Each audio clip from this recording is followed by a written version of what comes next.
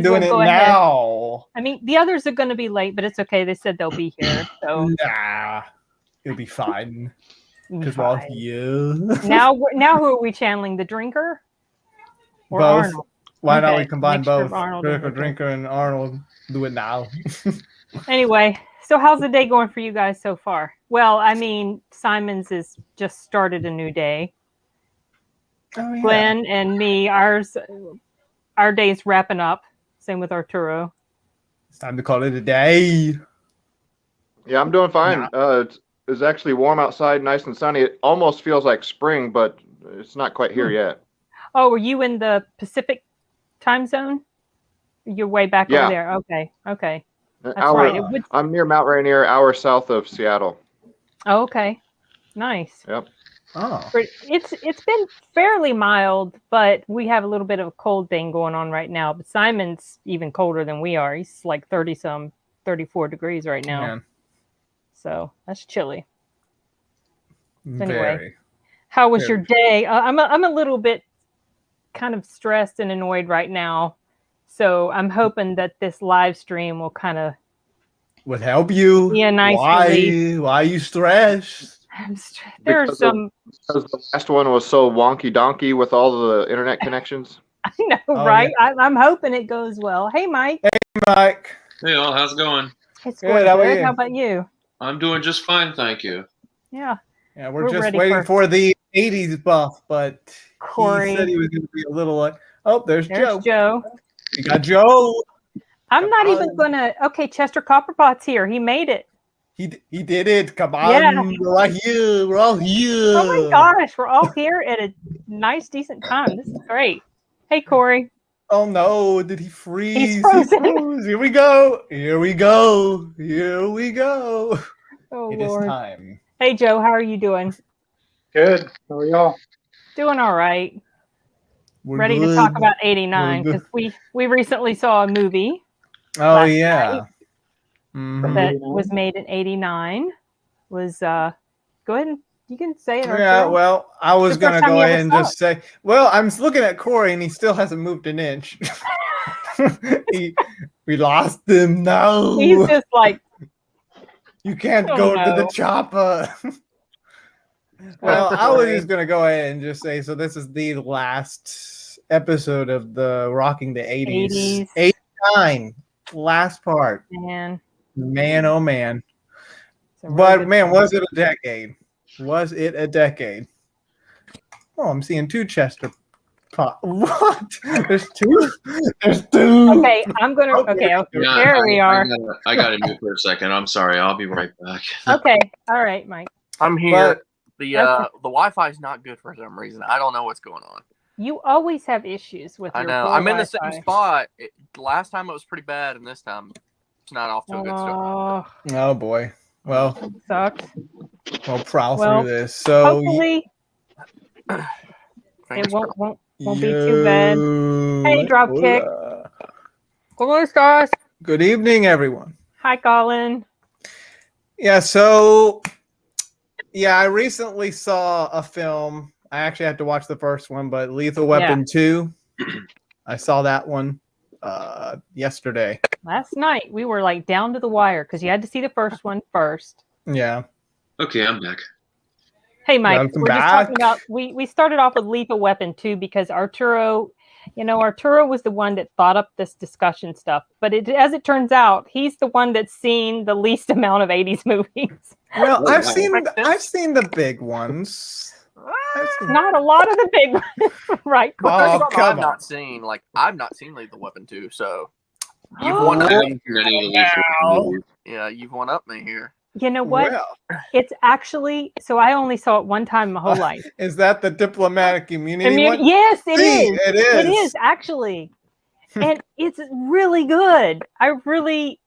I forgot how good that movie is. That it's actually, in my opinion, better than the first one. Yeah, like I like the first one. That is the setup, but this was like. Would you say it had a little more comedy, but it was also dark? Joe Pesci in this one, or is he the? Yes. I forgot he was in the second one. He's like, okay. I've seen a little bit of it. Then I think I've seen a little bit, but not. Well, you might have seen him in the third one. It could have been. It was on TV. It's been a while, but. But yeah, that must be a music reference. Yeah, I remember him liking them. Yeah, I really enjoyed it. My mom was saying that this would have been considered the first buddy cop film, but I thought there was more. Not necessarily the first, but it honestly, and you guys correct me if I'm wrong, it feels like Lethal Weapon kind of sparked the buddy cop sort of genre in films. I know buddy cop stuff was already going on in TVs, especially like, Cagney and Lacey and what's the other one? Oh shoot, Starsky and Hutch. Chip. Yeah. Chips, yeah. Right. But I mean, as far as like the films, it just felt like Lethal Weapon was kind of started. Mm-hmm. It was That's probably a fair say, yeah. Yeah, it was probably the first one that probably made a lot of money. And it did make a lot of money too. Way back in, I think 82 was 48 Hours with Eddie Murphy and Nick Nolte. Mm-hmm. Yeah. Wait, they probably didn't make.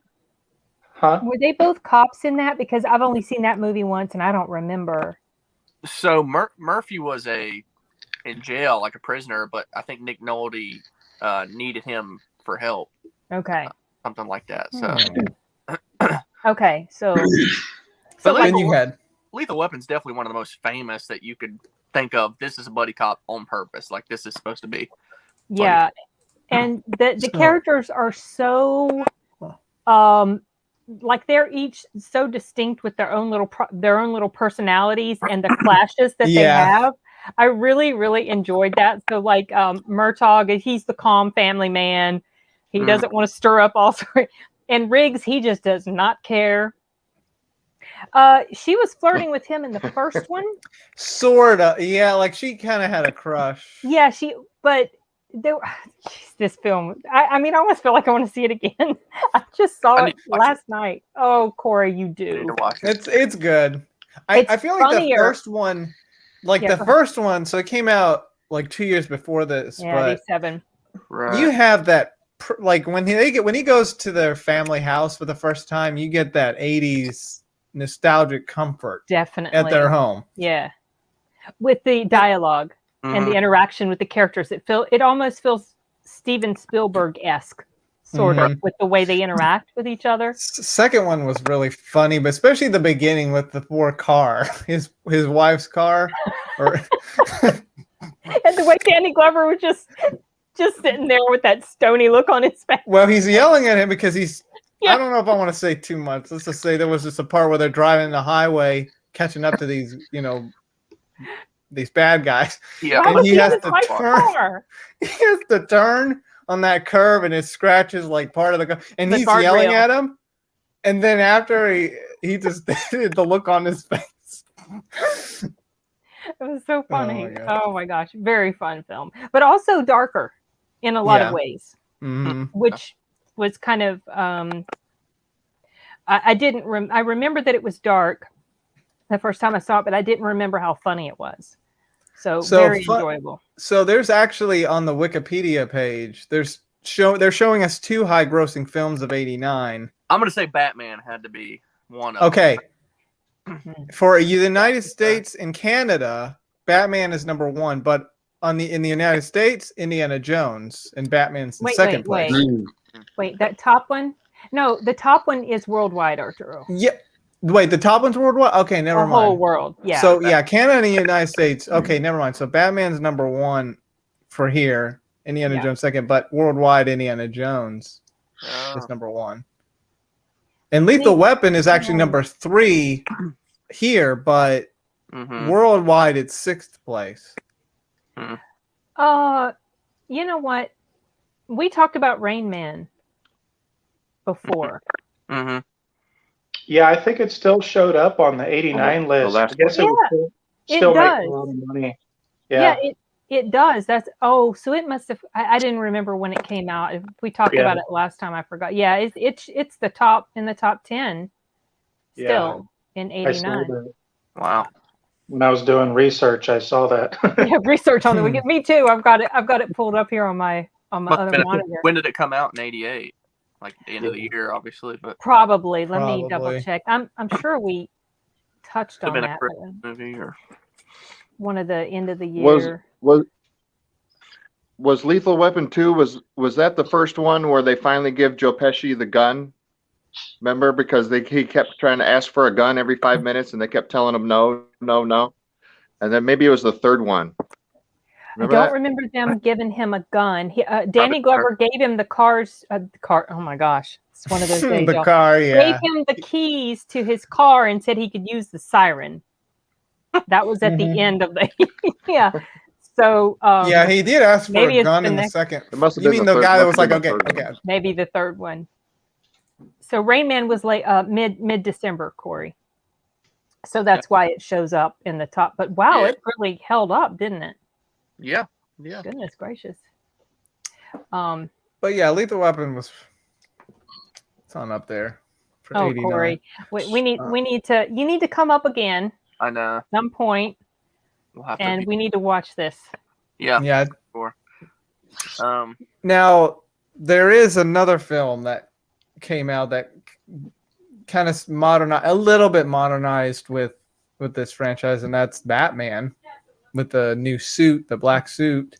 I would think this would have been the start of them kind of trying to modernize his uniform to kind of fit like realistically. You mean so it doesn't look cheesy? Yeah, like the 60s Batman looked cheesy for the time, This looked more modern. When you get older, you realize. When I was a little kid, I had a crush on Adam West, and I didn't realize how absolutely cheesy it was. I was like, he was so cool, Yeah. No, Not it's like really. The irony of it, yeah. But people to watch. I would say this would have been the start. I like Batman, but I sometimes felt like there was a bit of cheesiness in this film too. Like at least, to me, there was like parts where he was fighting some of Joker's goons. One of them had like the swords and just going crazy. That felt a little cartoonish, but it does have a noir feel to it. Oh, for sure. And obviously Joker, the actor that plays Joker in here. He was the best part about that movie. Jack Nicholson. Oh, yeah. I mean, he steals the show, in my opinion. So. Yeah, for sure. But I holds up. So when Heath Ledger was cast as Joker, there was talk that people were really down on that. I don't remember hearing that because I always thought he was a great pick. But when Michael Keaton was cast as Batman, there were quite a few naysayers, and even I was like, Michael Keaton, Mr. Mom, just a comedy. He was just a comedy guy, and I just did not think he could pull it off, and he absolutely did. Yeah, so I remember being very impressed with that movie. Burton had a lot to do with that because he was on Beetlejuice the year before, so that's right. Wanting him to be he probably had faith in him, I guess. Yeah. Well, I mean, it paid off. Yeah. Oh yeah, it was. It's like it rebooted the franchise in a lot of ways, like you said. Yeah, that's kind of the beginning of now. Even though it's different now, but as far as the right. And you, Mom, and I never knew this, but until we did, I think the podcast of like just the open discussion about the 80s, that you went to go see this movie. I did. With my mom and dad. Yeah. With my mom and dad. We were on our way to pick up my brothers from my grandma's house, and we stopped at a hotel, and there was a theater right across the way, and it was playing Batman. So this was a summer movie, I'm sure, right? Yeah, it was a summer movie. Yeah. I was 10 that summer, and I remember, I don't know if Sin, you remember it like this, but like everything was Batman that summer. It was huge. Like all the fast food restaurants, everything was Batman. I mean, I remember it just totally dominated summer of '89. Like kids were wearing T-shirts, and it was the first movie that I really remember, like just being huge. Batmania. Yeah, that's what they call it. Batmania. Yeah, I mean, I noticed your little avatar. I just now noticed that. Did you just put that up? Yeah, I just changed it. Oh, okay. But I remember. Sorry. Go ahead, Corey. I was just gonna say there's some movies that get that huge marketing, and I mean Batman's already Batman, so that's a great one to market, you know. Plus, it was a good film. Yeah, I mean, you know, when I saw Batman Begins, and then I came home the same day I saw that in theaters, and then I started to watch because I was like, oh, Batman, everything Batman, you know, I get like a movie I really like, and I just get a little bit obsessed with it. I was like that with the Tim Burton's Batman too. I was just like, I got the calendar. I was like, oh, this is so cool. Now, but it's hard to rewatch that now after Christopher Nolan's Batman. Yeah, take it for what it is. Yeah. I've seen some bad movies that get a lot of marketing. Like, I've not seen this movie, but I see a lot of stuff just like Dick Tracy. Oh, yeah. Yeah. Oh, did I freeze out? No, you didn't. We can still hear you. Oh, no. Nope, he did freeze out. Anyways, the movie I was going to mention was, which I've not seen, is Dick Tracy. So that movie I heard wasn't any good, but there's a lot of marketing for it, like a lot of toys, keychains, like all kinds of stuff like that, shirts. But I don't know. I think it was just Disney pushing that or something. Touchstone. Yeah. Yeah. But I was I think the next year, and they marketed that big time, and it was a bomb. I remember watching it. I don't remember how bad it was, but I know it bombed. Yeah. I remember it being universally panned pretty much. Like it was just not, it didn't do well. I don't even think I saw it. Mm-hmm. There was no appeal to that film at all for me. So yeah, I do remember it was all over the place as far as the merchandising, like you said, Corey. But like, it just, I feel like it would have been good, you know, but it just wasn't. Maybe I don't know. All right. Tim Burton's best movie is Pee-wee's Big Adventure. It's up there. Oh, really? It is. Beetlejuice is one. I've never seen Pee-wee's Big Adventure. So yeah, I know. There's another one. What's another one? When they were talking about Tim Burton's best films, I would put Ed Wood up there as well. Oh, I haven't seen Ed that. Wood is good. I've heard it's good. Is that the one with Johnny Depp? Mm-hmm. Mm-hmm. It's the one where he plays the guy who's known as the worst director in movie history. Yeah, he's based on a true story, right? Ed Wood is. Yeah. Mm-hmm. Yeah. Okay, that's what I thought. But yeah, no, I never saw that. Pretty good. I think isn't Bela Lugosi actually, or no.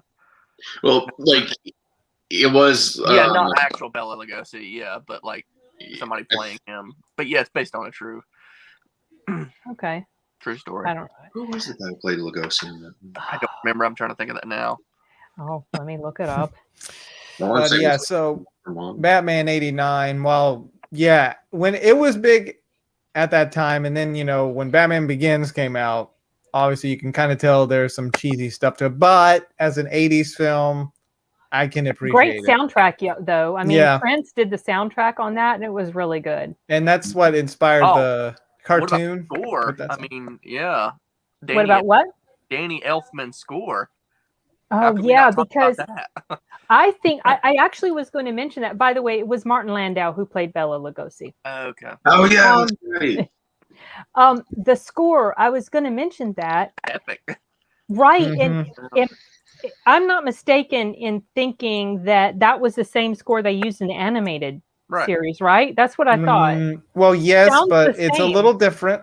But I mean, I can still hear the same thing. So I thought that it was connected. I thought it was done by the same person. Yeah, I think they are. Are they not? But I think they use. Yeah, I think they use the same guy. It's just the theme's slightly different. You can tell if you listen to them. Have that same kind of environment, right? Yeah, dark. Yeah. Yes. Noir. Yes, it was. Because I feel like the animated series that came out what year? I think 92. It was 92. Okay. Yes, we got that on Blu-ray digital. The bad part about this collection is that when you try to pull the DVDs out, it's kind of hard. I always associate it because, like, whenever I see it, I'm always like, I'm pretty sure, like, this came around right at the time where Batman Forever came out when Schumacher took over. Yeah. A complete 180 as to what the environment for the animated series was, where it's yeah, Forever was 95. So. Yeah, I was gonna say that was after. Oh, yeah, and the thing is, correct me if I'm wrong here. I was just gonna say at the end of the animated series, didn't they rebrand it The Adventures of Batman or something? Yes. They branded it for that last year. Yes, right? they did. That's when he had the black mask and cape.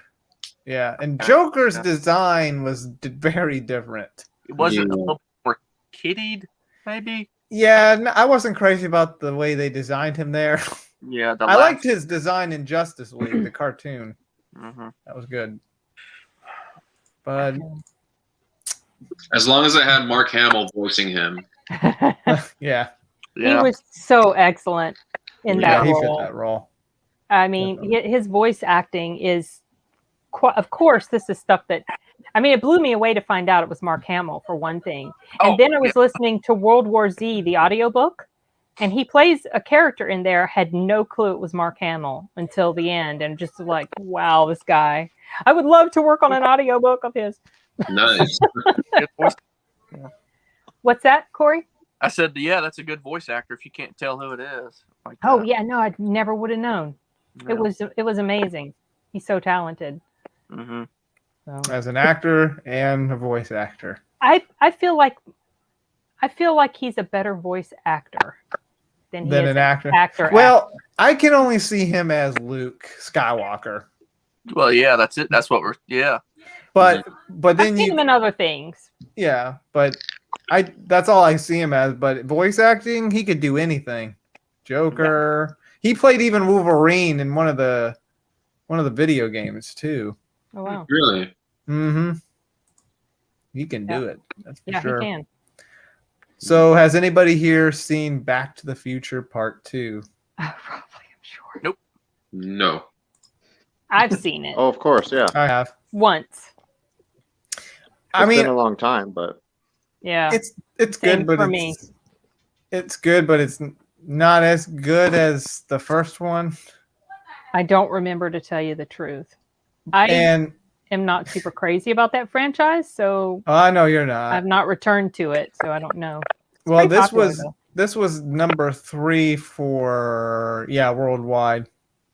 Number 8 for the US. Mm-hmm. And it's set in the year 2015. Futuristically, flying skateboards. We got none of that. No, not yet. But honestly, they have the hoverboards. Yeah, they're getting. We're getting close. We're getting there. Yeah. There was a Back to the Future day on 2015, right? Like, wasn't it like the day it was set? There was something. I remember something all over Facebook that day. Right. Like it was like unofficially Back to the Future Day because it was like, oh my God, this is the day that it was set. Yeah. Like everyone's like, we don't have the, self-tying sneakers or the hoverboard. Yeah. Or nada or futuristic gadgets. Yeah, right. They won the World Series though, so there was that prediction. But I think that was the next year. Yeah. 2016 Cubs. And Mom, the show that we're watching, Steins Gate, how they mentioned how time travel can probably change something. It's kind of like, so Back to the Future Part 2 is like that. They go back, something happens, it alters 1985. Have you ever seen that movie? Yeah. Have you seen it? You watched them. Okay. All right. I watched all 3. Oh my gosh. You're ahead of me. Oh, yes, I am. And you say I don't watch a lot of 80s films. You don't. I like Back to the Future more now than I did then, so I should kind of catch up on the rest of it, but it was never like up there for me, so I don't know. I think the best part about this film. Are you serious, Colin? Was it really? I'm assuming he's referring to Back to the Future 2. Oh yeah, the President Biff, who is based on Trump. Really? Yeah. I don't think he was the president though. I think he was just like a local businessman. Oh, okay. Oh yeah. But yeah, It was like, hey, wouldn't it be funny if? But yeah, I don't know, Chester. I know the Back to the Future movies always had references to. It was directed by Zemeckis. They always had a reference to the spaghetti westerns with Clint Eastwood. The Back to the Future movie? Yeah, they had a reference of that. Clint Eastwood spaghetti western film. Well, the third one did for sure, didn't it? It was a western theme. Yeah. Yes, he got a haircut today. Finally. Nice. In the third one, they went back to the old west, didn't they? Yeah, they did. Mm-hmm. And I only remember the female actress that was in there. That's all I remember. I couldn't tell you her name, but that's the only thing I remember about that film. Well, Mom. I know. I only saw it once. Man, you were on a roll for 89, Arturo. I guess I was. Might be the most. Two movies. My God. Like Batman. And it's not anime related. Batman, well, I will right? mention the sequel movie to this came out this year, 89, which I have not seen, sadly. What was that? Pat Labor. Oh, yeah, some anime. Either. Well, he's seen Indiana Jones. Right. Yeah. Now, I was going to actually bring that up. Yeah, you mentioned that. Okay. I would say I like Last Crusade probably better. I mean, I like them all. It's just the Last Crusade was just a fun ride. It was funny and just I would say maybe a bigger adventure because it stretched here, and finding it felt honestly almost like the perfect movie because of see, Terminator 2 is the perfect movie. Yeah.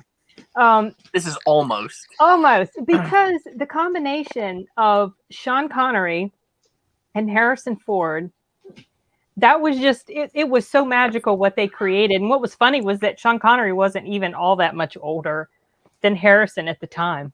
Right. But he played his father, and their chemistry was so great. Junior, it's you, Junior. I can't believe what you did. Oh dear, what are you doing? I was just gonna play the trailer. Okay.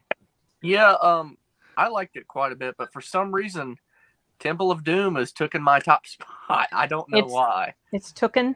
Yeah, I mean it's taken. It's taken or a little bit above. I remember you saying that you were. Yeah. It was my favorite for a long time. Right. Temple of Doom. But that was before Last Crusade came out. So. I mean, in all honesty, I like them all. Oh yeah. This was the better film. Yeah. Temple of Doom feels more.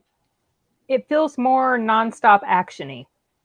Yeah, this had more slow pace, some character developments, and Chris Stuckman said it best about this film. He actually reviewed all the films, but he said they just don't make them like they used to. Like just the character development, the relationship, like in here, his dad, the conversation they had on the Zeppelin.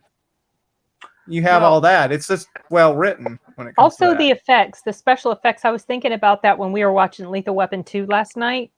About the practical effects that were going on in that movie and how that has kind of been sidelined by, digital effects, which, I mean, they're safer. It's safer to do a lot of that. That's probably one of the reasons. But you lose realism. You lose realism when it comes to that. Yeah. I actually, I love this movie. I would say it's pretty much equal to Raiders of the Lost Ark for me. Yeah.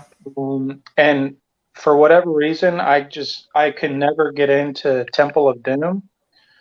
I think it might be the lady like screaming every 30 seconds. She did scream a lot. She did. I think it's Temple, Dropkick. I think if you're referring to Indiana Jones, it's probably Temple because that one was pretty gory. Yeah, a little, more gory. Horrific scenes, with the guy putting his hand through the fella's chest. It's kind of. But yeah, everything you said is why I initially did not like Temple of Doom. But for some reason, after rewatching it not that long ago, I don't know if it's just the 80s-ness of it or it's just a fun one. Like it's, I don't know, one of the funnest of the series. Because everything you said, I agree with. Yeah. So I don't know why. It's just something about it. A lot of people love it, so it's just opinion. Right, I know a lot of people say it's their favorite, so it's not just you for sure. Oh yeah, but the weird thing is, I started out not liking it, so I don't. Something just clicked, I guess. I need to rewatch that. I think it's still a fun like it's a really fun film to watch. Like I still remember it's been a while, but I still remember in detail how that film went. It's still funny and a lot of action. I think my favorite part in that film would probably be whenever Indiana Jones started to freak out over the snake, and she grabs the snake, and he's like, he just grabs it and throws very surprised. Yeah. I feel like I heard, was it Simon was trying to say something a second ago? Oh, yeah. If I remember correctly, Temple of Doom was the movie that caused the PG-13 rating to be invented. Yes. Yep. Mm-hmm. Because of that one specific you can scene. See why. Mm-hmm. I mean, it would have either been R or G, and definitely not a G film. So. Well, let's be real. The first one had melting faces. Let's not forget. It was PG-13. Well, let's be honest. PG-13 should have been around before this, but I know, right? Like Jaws, it's PG. Like that's crazy. That doesn't even make. And yet, the good, the bad, the ugly. The good, the bad, the ugly got a rated R when it doesn't really feel like it's a rated R, more like a PG-13 film. Yeah. You know? Yeah. Was there nudity in that at all, baby? No, the second one. In what? Bad, the ugly. The second one.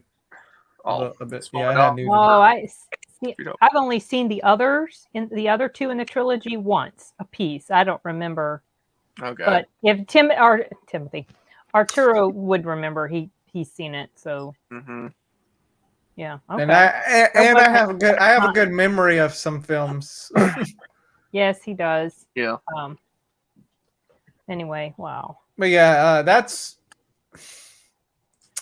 See, now if I were to pick between what was my favorite of '89, maybe Indiana Jones and the Last Crusade. Yeah, probably. Yeah, probably. Lethal Weapon's pretty close. No. Yeah, too. Lethal Weapon's pretty close behind it. For me. Batman will probably come around there afterwards. Yeah. But then you also have Little Mermaid, which started the whole Disney thing. Mm-hmm. The Disney Renaissance. Yeah. Mm-hmm. Yeah. That's deal. So worldwide, it's ranked at 9th place. You know, it didn't even make the top 10 here in the U.S., but it came out towards the end of the year, I think. Maybe November, and I think wasn't it still playing in 1990? It was still. Yeah. So it might have. I wonder if it was in the top 10 in 1990. Bet it was. Yeah, it's very possible. And I mean, since it was like the first of the big run, maybe I don't know. I wasn't there. I don't know if it caught. I guess it did catch steam though. That's kind of. No, it did. I remember it being a pretty big deal. Yeah. At the time, like I said, even into 1990, like the spring, it was still around. It's probably in the 90 box. Like April or May, it was still playing. But yeah, that was kind of what brought. I mean, Disney like the magic of Disney back onto what it's not really now, and what it was really in that dark spot. Kind of brought it back to like the golden era, I guess. Right. Which is very far gone now. Yeah. Oh yeah. Yeah. Honey, I Shrunk the Kids was a big one for kids. You know, I've only saw parts of that film, and it never interested me, so I never watched it all the way. It's a fun movie. I saw bits of it. 89 was a good year for Disney. Mm-hmm. Probably Last Crusade would be my favorite from 89. Yeah. Pixar put out a short, Knick Knack. I don't know if you've seen that one, Arturo. It's when the snowman is stuck in the snow globe. Oh yeah. There's another snow globe. It's got like a hot mermaid and like all these other cool things going on, and he's trying to get to that one. He's trying to get it. It's just a fun little short. Oh, I don't think I've seen that. If I have, I've completely forgotten about it. Oh yes, I remember. Yes, you remember it? Okay. What he's talking about, the not so subtle subliminal message, and well, there were like a couple of things at least. Yeah. Well, was it really, or was it just the way? Because they made it as if, from what I heard, they said that wasn't really it. If you're talking about the priest or the guy that was married, yeah, they said that it was the way it was like. Right, that is possible. It was just okay, but there's no denying what's going on the cover.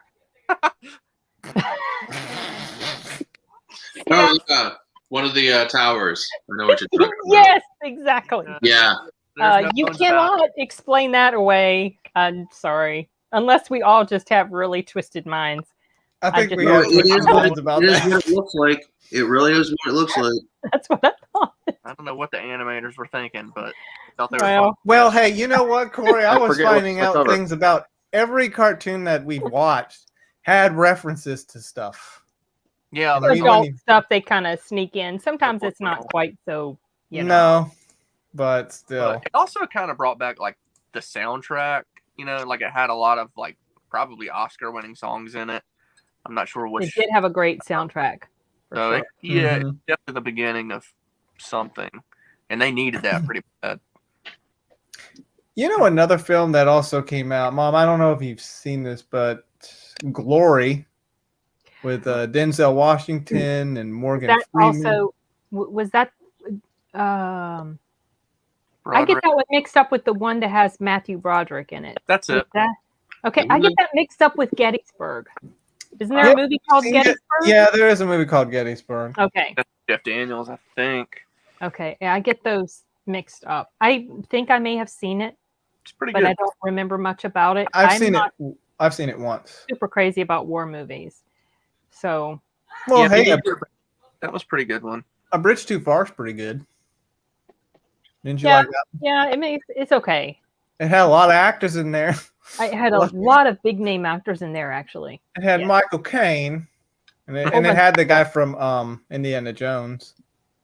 You know, the guy that's like, does anybody here speak English? I say, does anybody here speak English? That's one of the funniest scenes in the whole movie. Oh, yeah, that one. You guys, do you remember that? When, what's his name? What's the character's name? Shoot. Marcus Brody? Yeah, Marcus Brody. Oh, yeah, I know what you're talking about. Yeah, and with any luck, you won't see him again.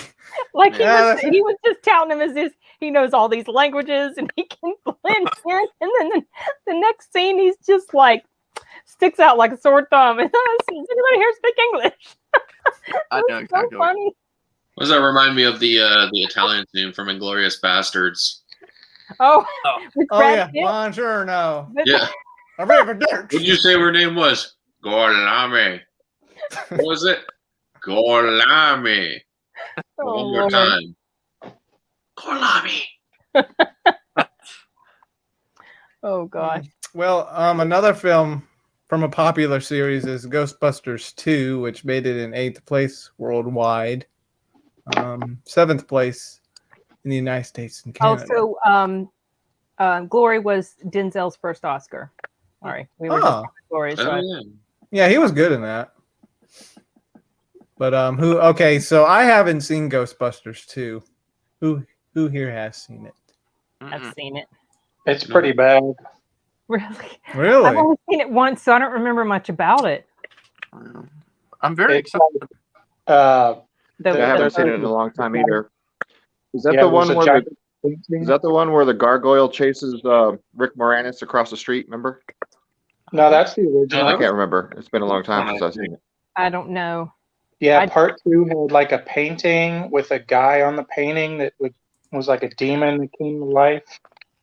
It was just not good at all. It wasn't good. I mean, the original Ghostbusters is amazing, and part 2 is just not good. You guys excited for the next one coming up? The next Ghostbusters? It looks like a film. Yeah. Other than the 2016, yeah. Well, I'm not counting that one. We don't talk about the 2016. Wait, there was a 2016 film? We don't talk about the 2016 one. I haven't heard of this 2016 film. That was film. the one that was okay, we saw trailers for it. Wait, they made one? I didn't know that. The one that had girls in it? I think he's joking. Yes. Oh, okay. Yeah, he probably is. I'm a little slow.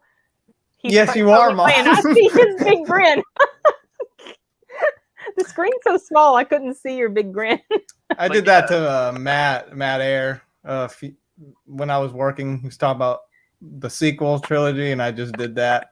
Like what? That's how we act about Star Wars sequel that does not exist. Yeah. Parenthood. I think I've only seen Parenthood one time. Same. I completely forgot everybody Parenthood that was in funny. it. Steve Martin. Yeah, Parenthood's really good.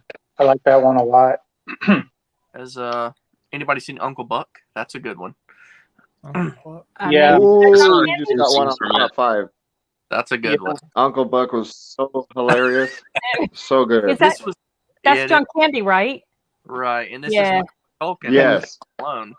Yeah. Oh, with that funny thing is, bucket of a car he's got that backfires all the time. Yeah. And the funny scene, I don't remember whose birthday it was. I guess Macaulay Culkin's. And the clown. I think he's frozen. Anyway, no. I was just mentioning the scene. Oh my gosh. No, Corey. No. You have got to get some sort of don't disappear. He's probably talking about when the clown arrives to the party. Yeah, I heard the mention of a clown. Oh yeah. He's still frozen. He's still trying to come back to us. No, Are you really? I don't think you are. I was trying to mention the scene. I don't remember whose birthday it was, but it was somebody's birthday, and he was making pancakes in the kitchen. But he was it was like a huge flat top, and the pancakes were huge, so he's using like a snow shovel to like flip them over. Either way, very funny movie. Yep. Very funny movie. Yeah, 89. Moranis' best year ever. Probably. We got to talk about your favorite movie of 89. The Burbs. I forgot all about that. I didn't want to take up too much time here, but The Burbs is the best movie from 89, in my opinion. So, just something about the grounded in reality, but also like their fantasy of having some creepy house next door. It's just perfect. It just makes me want to live in that neighborhood. And just like hang out with these guys and snoop on these people. It's just great. Have y'all seen it? Well, I know two of you. Okay. Yeah, I had seen it once before I rewatched it with you. And when I rewatched it with you, it is very fun. I feel like it's underrated. It's a very like late night movie. Just, I don't know. Just plus the cast. I mean, Tom Hanks, Bruce Dern. Carrie Fisher. Feldman. Corey Feldman. Yep. I can't remember the other funny guy. He was one of the best parts of the movie. Cannot remember his name. Don't remember who. But got some of General Patton's music in there, a little bit from the movie. On the copy I was watching, so I'll talk about it for a little bit. There's a little documentary on there. Hi, Jeff. There's I don't know, maybe like an hour documentary. So anyways, I think they were going to shoot it like in an actual neighborhood, but they couldn't like blow up a house like in the movie. So probably not. They had to shoot it on the back lot, like Universal Studios. And they said like every 20 minutes you would have the tour tram come through there, and they would have to stop production until the whole tram goes through there. And they also said there's one scene, I've not heard it, but I've not fully listened to it. You can hear part of the Jaws like ride in the background of the movie. Oh my gosh. And Corey Feldman was talking, and where all the places they stayed, everybody had like a famous house. I don't remember who stayed where, but like the original Munsters house was on that back lot. I don't remember if it was not Golden Girls. Leave It to Beaver house was on that back lot. Like all these people staying at these different houses. It was a really cool documentary. You say staying at, you mean they actually all slept there while they were filming the movie? Right. Because those are livable houses? The way Corey Feldman was talking about them, they were. Well, it's like a cul-de-sac that they had used over the years for like several different films and TV shows. like the Munsters house, Leave It Beaver house. I don't remember who was staying at what house. I just assumed it was all just staged, I would, prop something, that it wasn't a real. Like maybe like a miniature or something. Yeah, or something. I need to watch the documentary again, but it's a really cool one. I mean, Joe Dante's in it. Feldman talks about it. But yeah, that tram part I thought was really cool. That's funny. Yeah, I mean, my favorite movie. I don't know. It's just something that just seems cool, like relatable, that you'd want to do. Yeah. Yeah. Yeah. I mean, we watched it one night when we were up there. Yeah, it wasn't terribly long after Carrie Fisher had died, I think. I think it was 2017. I thought it was 2017 when we watched it. I thought, and we watched it that night. It was pretty fun. Was that who directed that, Corey? Joe Dante. Oh yeah, you said Joe Dante. Okay, all right.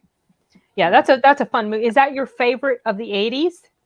Isn't it? I couldn't go that far because I do love The Breakfast Club. Oh yeah, that's right. It's one of the most rewatchable, at least. I mean, I could watch that, a lot. Oh, so it's up there. It's way up there.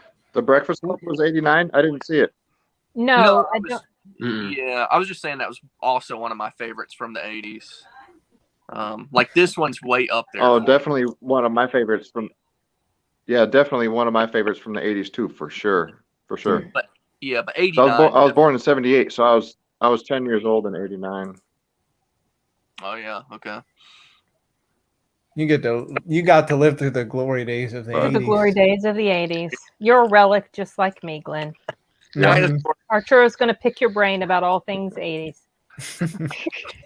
Karate Kid Part 3 came out in 89. Anybody see that one? That one, I saw that, and that one, I thought that one was the one with Hilary Swank in it, but apparently that one was the one after. I don't remember anything about Karate Kid or something.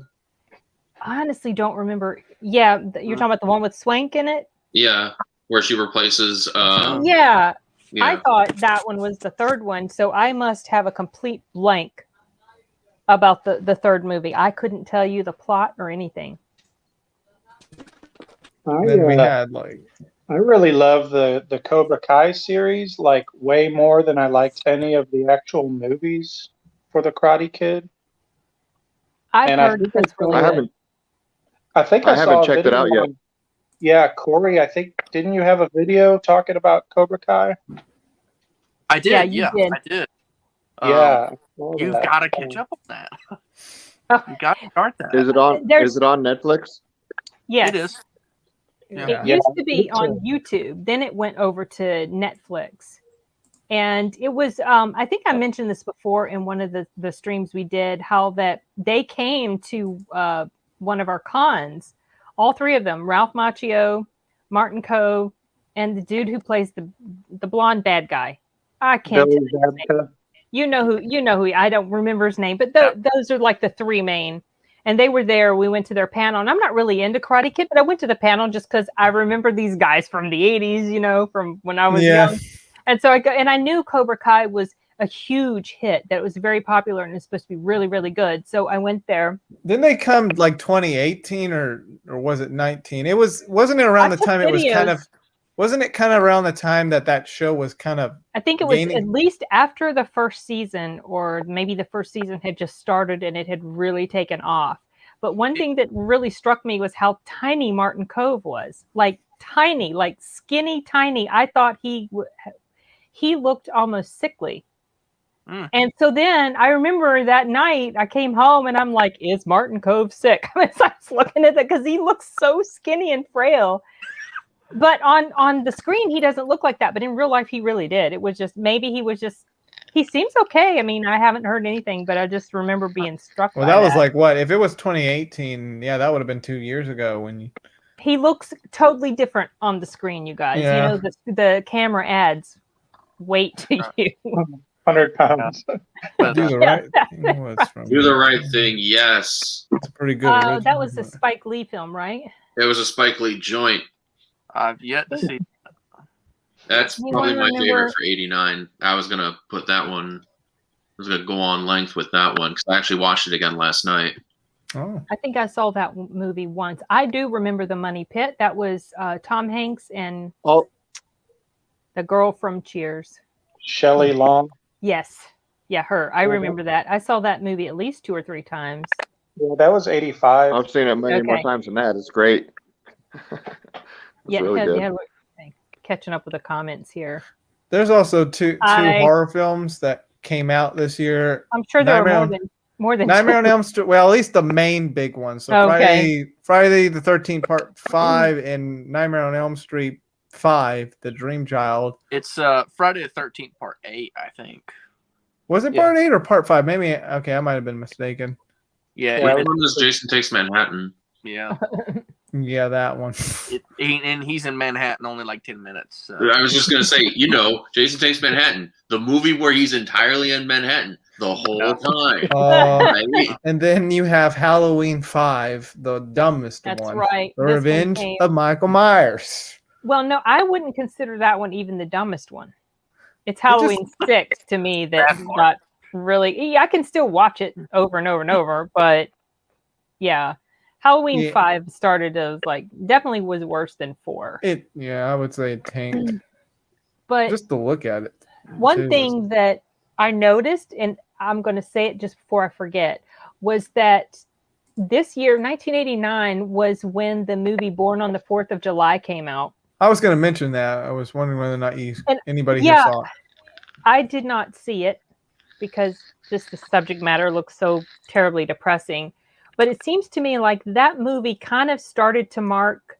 Now, you could see this a little bit in Rain Man, but Rain Man was quite comedic in a lot of ways. But it feels to me like Born on the 4th of July started to mark Tom Cruise's sort of shift into more serious type of material. Mm-hmm. This is like another Vietnam War sort of. It was based on it was a true story. He played a true character. Like there's Casualties of War also came out in 89. I haven't seen it. It's just a Vietnam War film. I don't remember if I've seen that one or not. What were you going to say, Corey? I was just saying, this was another one I caught some of on TV. I've not fully sat down and watched it. But what I saw, I thought was pretty good. He did a good, the clips of him, the clips of it that I've seen, he did really good. I mean, it was kind of surprising that he had this dramatic range to his acting that you didn't really see a whole lot before. Yeah, I guess because he was mostly first. Yeah, I guess this would be the first, more serious. Definitely more serious. Unless there's some other. I know there was. Top Gun.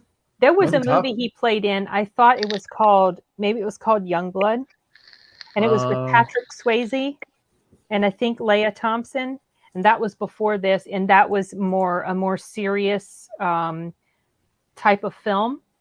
Mm-hmm. So I'm wrong to say that Born on the 4th of July was his first, but maybe it's like that's the first one where kind of was really big and a lot of people noticed. Mm-hmm. As far as that type of, the drama. Bill and Ted's Excellent Adventure. That was 89.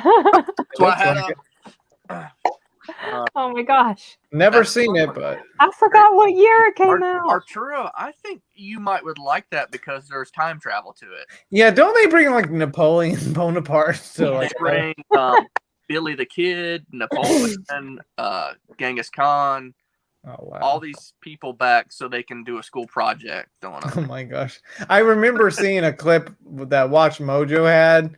I think it had to do with Napoleon. I remember there was a scene where they played, I think it may have been from this film where doesn't Napoleon play what is that called? Where you roll the ball to hit the stuff. He bowls. Curling? The bowling. Yeah. He does that, and then he curses in French over and over and over. Completely. Okay, I was mistaken about Youngblood, you guys. That was not Tom Cruise. Take that back. I'll do a Jim Carrey. Pull it back. That was Rob Lowe. Oh gosh, that was terrible. I was way off. Samsonite. Yeah, War of the Roses. That was 1989. Roadhouse. Another one. Roadhouse was 89 too. Holy cow, you Weekend guys. at Bernie's. That was 89 too? Yeah. Gosh, all these Yeah. films so That was long. filmed where I went to college. Oh, wow. Yeah. Mom, have you seen Blue Steel, or has anybody here seen Blue Steel? I think I have once. No. I couldn't tell you who's in it. Who's in it? Because I don't. Well, know. I mean, the girl looks like Oh, Still Magnolias. Jamie Lee Curtis. Yeah, Still Magnolia. Oh yeah, Jamie Lee Curtis and Ron Silver. I remember that. Now she was a cop. It's Blue Steel. Wait a minute, That hold was on. A ridiculous. What? Film. Oh, It wasn't that good. Like the ending was, I don't dumb. know. It just wasn't that great. Uh, You guys, When there he were a said lot that- of good films. Like All Dogs Go to Heaven came out in '89. Oh yeah, that's right. Forgot about that. Oh yeah, that's the first one, right? What do you mean? They made a second one, right? I thought that, yeah. But that one didn't have Don Bluth's involvement in it. Okay. Did someone here already mention Black Rain? I don't think so, unless someone in the comments did. That's with Michael Douglas, right? And Andy Garcia. And who directed that? Because I thought that was Ridley Scott. Was there? That's it, Ridley Scott. That was actually a pretty decent movie. I remember seeing it one time all the way through, and I enjoyed it. I thought it was good. I haven't seen it again all the way through, but I have it. And then Star Trek V, The Final Frontier. Saw that movie once, I think. So Henry the Fifth. Not that good. It's not that good. No, I don't think it did. Nope. I don't think it did all that great either. But something I'd completely forgotten about was that Henry V came out in '89, and that was when I think when I first became aware of Kenneth Branagh, or became aware of that he was directing, because he directed that movie, and I don't know if that was the first movie that he ever directed. He's actually a pretty decent director. But I don't know if I saw that film or not.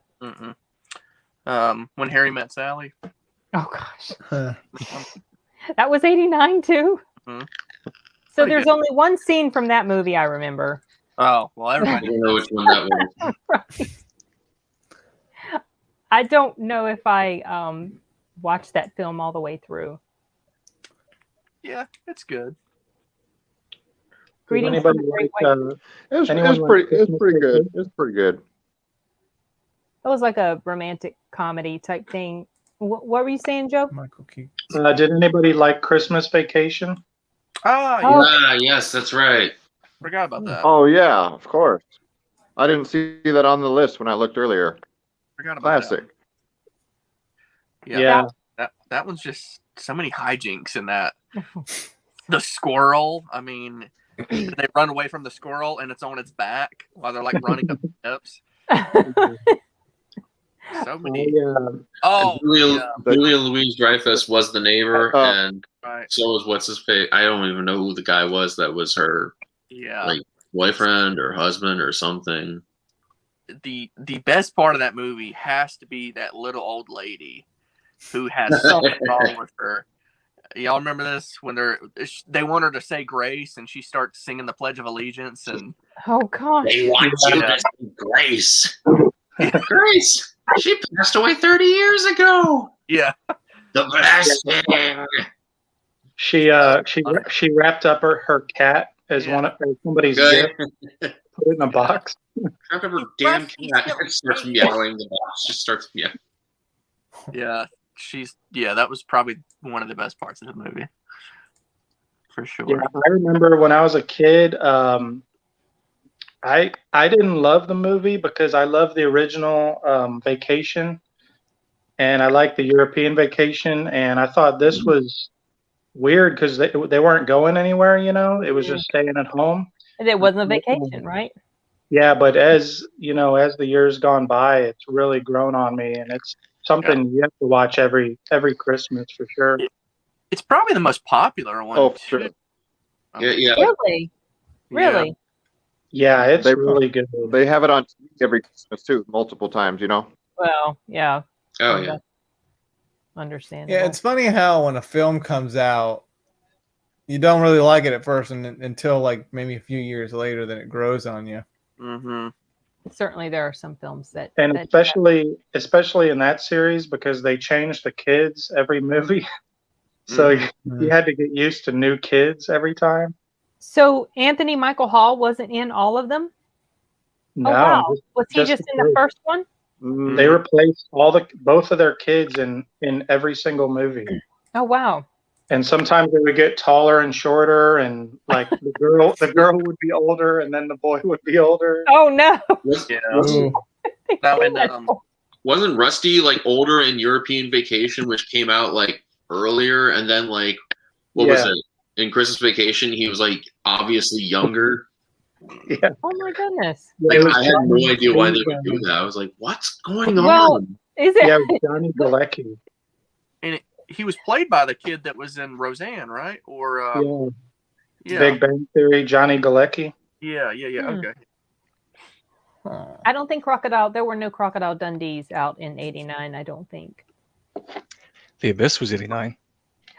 Oh, the Abyss. Christmas Vacation. Remember he kept waiting. Yeah. He kept waiting to get his bonus from work, and he was going to put a pool in the backyard. Remember? Yeah. But then he ended up getting a coupon for some club or something. The Jelly of the Month Club. Yep. Abyss, 1989. Yeah, I forgot that was '89. For some reason, I thought it was '90. Maybe because '90 was when I saw it. But The Abyss was kind of like the precursor to Terminator 2. Obviously, I'm going to come around to Terminator 2 because he was experimenting with the special effects that he ended up using in Terminator 2. That was like when he first started playing around with it, when he would do the water shape thing. You've never seen The Abyss, Arturo. I've seen it once. What is it? Hold on. What is it about? It's set. Okay, so this came out in '89, set in January 1994. They go. All I remember is that don't they go to the bottom of the ocean or something? They have some sort of a facility down there. Yeah, and I don't remember what happens, but don't they come into contact with some sort of sentient being or something? Yeah. I just remember the female character. I remember that she drowned, and there was that very tense scene where he was trying to resuscitate her back to life. And that was one of them. That and then also the water thing that came up and looked at her. Maybe I can't remember. Those are the only two things I remember about that movie. This was a James Cameron thing. Yes. Yeah, the making of The Abyss is really good. It was an absolute nightmare to shoot. Oh, really? I think Critical Who played the? I was going to say, I was going to ask if you could tell us some about that because I haven't seen. I think Critical Drinker. Well, first, who's the main actor? I forget his name. Is it Ed Harris? Ed Harris. Ed Harris. He almost died. There were basically they had these pools to simulate underwater, and it became there was something polluted them or something like that, so everyone's skin turned like blue. Oh god! And Cameron insisted that people stay inside the pool for hours on end, so everyone got hypothermia. See him doing that. Yeah. It's called Under Pressure, Making of The Abyss. Oh wow! I'm gonna have to check.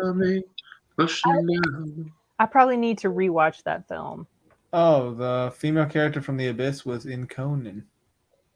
No, Cocoon. Cocoon, sorry. Yeah, she was also in Robin Hood. The one with Kevin Costner. Mom, I think Critical Drinker did a video about The Abyss. That's how I found out about it.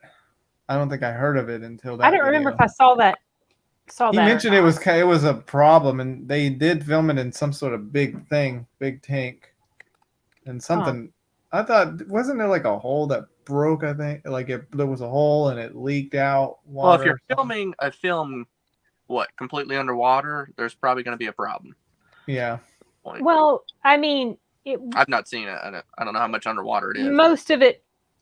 I just remember they're in a facility. I mean, there were a lot of underwater scenes, which I don't remember a lot of, but I remember, there's on the picture, the poster. Isn't that a scene from underwater?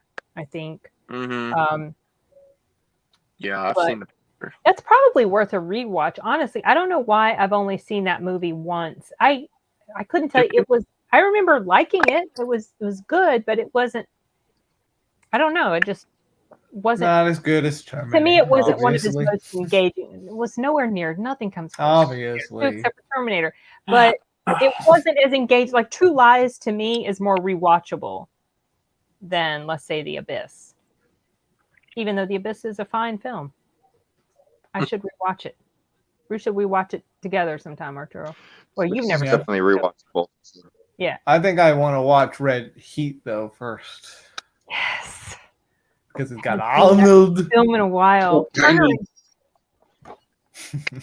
Turner and Hooch came out in '89. I forgot about that. Holy cow! Okay. I think I heard Red Heat with all was the slobber, like having their shots that were set in Russia actually being filmed in Moscow, like near the Kremlin. Yes, I think it was the first film or something. They said that. They said that in the description of the DVD box. Right. We talked about that, I think, because it came out in '88. We talked about that. I remember that. Actually, I had forgotten about that little fact, but I remember it at the time. I remember when you were watching it. When you were watching it, they did show that whole, their thing, the Capitol. Yeah. The Basils. Mm-hmm. Anyway, did anyone like Pet Sematary? Oh, did that come out in '89? That came out in '89. Yeah, someone mentioned that. That one, I think, is better than the remake. Definitely. I need to watch that. You've never seen Pet Sematary? No, I've definitely not fully. I don't think I've only. Yeah, it's. I would say. Well, for me, I don't think that's my type of film. Like, it's interesting. It's a horror film, but I think my mom said that's her favorite book of his. Really, Pet Sematary. I think that's what, but she's not too big into the movie. Yeah, but I know she really likes the book. Like The Shining. I think she liked the book more. I've heard by a number of people that the book is much better. Yeah, I listened to the book. Really good. I listened to the book. I think my favorite Stephen King audiobook that I listened. Well, I don't know. Salem's Lot was really good, but Pet Sematary, that's not my favorite book. It's dark, but all of his stuff is dark, and it just ends. It's got that typical horror movie. Oh yeah. Mm-hmm. I mean, the kid did a good job though, from what clips I've seen. So I remember laughing a little bit at that little kid, not at him, but it was funny what did he say? Do any of you guys remember what he said when his father injected him with that stuff? And he started crying and like pouting or something. And I can't remember if he said something like "no fair" or something like he just said something funny. Yeah, no fair. Yeah. Okay, so we did. Yeah, I didn't want to give any spoilers away if anyone was going to watch it, but I would say it has one of the saddest scenes that I've ever seen on film. Yeah. Oh yeah. I didn't see the whole. Yeah. I just know the aftermath of it. Well, I think that's something that's. Well, I guess if you don't want to give away too much as far as I know the concept, but I don't know maybe the scene. Yeah, it's not an amazing movie by any stretch, but back in '89, I do remember it being pretty scary. It wasn't like Nightmare on Elm Street type films that were just kind of a slow burn type of scary. Yeah, it was a different kind. So that's. Yeah, go ahead. I was going to say Pet Sematary was the reason Denise Crosby, who played Tasha Yar, left Star Trek: The Next Generation to launch her big movie career, and then she ended back up in Star Trek. Oh wait, okay. So who was she? Was she the Tasha Yar, security officer? And no, I mean she was in Pet Sematary. She was the wife. Yeah. I was going to ask if she was the wife. Okay, all right. I think Star Trek was going on the new generation at this time. Yeah, launched '87. I thought we mentioned it in previous episodes. It might have started 87. a few years. Okay. 87, he says. Okay. I didn't know she was on that show. I don't think I haven't regularly watched that show. So I saw bits of it when it was like on maybe Spike TV or Sci-Fi. I think Spike TV. Yeah, Cujo's a good film. I don't remember what year it was. I think 81, maybe. 82. 83, but it might be 81. Oh wow. It's 81, 83, 82, early 80s. Well, what about TV shows? Oh, I didn't even prep for that at all. Well, I pulled up a list. I'm still looking at. License to Kill. So that was. I've heard of that. The title of that. The second and last Timothy Dalton James Bond. Oh, movie. it came out this year? Yeah, I had forgotten it was 89. And something that I read about it was that after this movie came out, it was they were caught up in a lot of legal sort of disputes and whatever. So it was several years before the next James Bond came out, which was, I think, 1995. And that was GoldenEye. No, 7, I think. I thought that was 97. I thought it was 97. Maybe I'm wrong. I think 97 was Tomorrow Never Dies. Yeah. It might be 96. Okay. 95 or 96. Yeah. So it was several years because of some legal stuff that was going on. But yeah, that is actually my favorite Dalton Bond film, License to Kill. Now, not to get out of the 80s, but GoldenEye is probably noted as the best Pierce one, right? I think so. Most. Well, I know the game's big on the N64. Yeah. Oh, God, yes. I think the Brosnan one just went huge. downhill after his first one. Like Tomorrow Never Dies. That you're talking about that movie? Yeah. I don't remember much. I have never seen any. I saw bits of his last one. Yeah, I have seen his last one. Was it Die Another Day? Yeah, I saw bits of that when I was playing one time, but that was it. Like that's the only one I have a little knowledge of, but not. Seems like GoldenEye might be one of the most famous out of like the whole series, but I've not seen it. So you mean the whole Bond series or the whole? Yeah. Seems like GoldenEye is pretty popular. But that was the first time I noticed Famke Janssen as an actor. She was insane. Yeah, I see. I don't know. I don't know Bond that well. I just know. I mean, I know Skyfall was a big deal. That was a good. That's my favorite Bond movie. Yeah. I was just gonna respond to Colin Pass. That I think it came out in 97. The game. When the game came out, it was like. If GoldenEye came out in 95, then when the game came out, it was on the N64. It was just a game changer for sure. Yeah, it.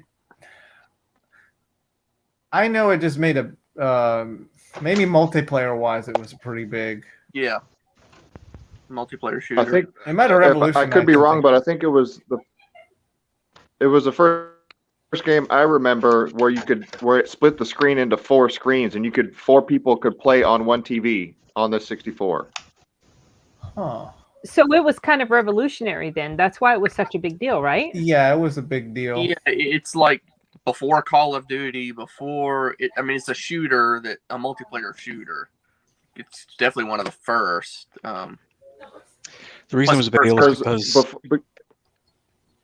because before GoldenEye, if you're playing a shooting game 2-player, it would split the screen between one screen on the top and one on the bottom. It would be 2 people with 1 controller each could play. But GoldenEye, you could split it into 4, and you could actually have 4 controllers on the 64, so you could actually play 4-player on it before being online. Yeah, it was kind of like one of those first stay up super late with your friends that were over, and you could all play it. And just play some James Bond. Yeah, it's like that in Mario Kart. Mm-hmm. Yep. Was that what you were getting ready to say, Simon? As far as what made it a big deal? I think it was the control method. It was the first console-based shooter where you could look up and down and stuff like that. Before, to look up and down, all you had was the mouse on PC. And it's a first-person shooter. I mean, it wasn't the first because Wolfenstein, but Wolfenstein and Doom and stuff. But It's definitely one of the biggest multiplayer ones. Mm-hmm. Just always talked about it. You know? Yeah. It did make a little reference in Smash Brothers as just an item. Because I mean, they were technically going to add James Bond into Super Smash Brothers originally, but it's a film and copyright stuff. But it was because of 89. I saw somebody wrote Field of Dreams, which that's as far as a sports movie, that's definitely way up there for me. Has anybody here? I am jumping to the TVs a little bit, but has anybody here seen Family Matters? I remember when they would play that or replay that on with Oracle. Yeah, is that the one with the twins, the Olsen twins? Is that Family? That was Full House. That was Full House. Oh, okay, that's right. I never got into that one. Family Matters is the one with the father of the household. Wasn't he the dude who played in? I think it's Urkel, but not him, but the guy who played the father. Isn't he the guy who played in Die Hard as the cop? You know what? Now that I think about it, his face is coming back to me a bit. Yeah. Yeah, I think that was him. Yeah. Oh no, Corey's freezing. Corey. No. I haven't just looked it up. Yeah. 89 is crazy for TV. The Simpsons. You got Twin Peaks. The Simpsons. That's Baywatch. Twin Peaks was 89. Baywatch. Holy cow. Quantum Leap. The Legend of Zelda cartoon. Dang. Yeah. I hate to do this, but I think I have to bounce right now. Sorry. That's okay, Mike. Thanks for joining us. Thanks for having me on. I wish I could stay longer. It's okay. All right. Forget about the Simpsons being. We gotta get around your schedule, Mike, so you'll be able to hop on a lot more. Yeah, my schedule gets weird like that. I'm really sorry. No, that's okay. It's fine. At least you were able to join us for as long as you did. Thank you all for having me on here. All right. Yeah. Thank you. Bye, y'all. Have a good Bye. night, Mike. Bye. So have a good one, man. Before we get into TV, I just wanted to give a shout out for Major League and as well as Field of Dreams. Yeah. Two really good baseball movies. I'm a big baseball fan, and those are both those. Yeah. Both of those are good. I mean, Field of Dreams. I've got a shout out for movies. What's that?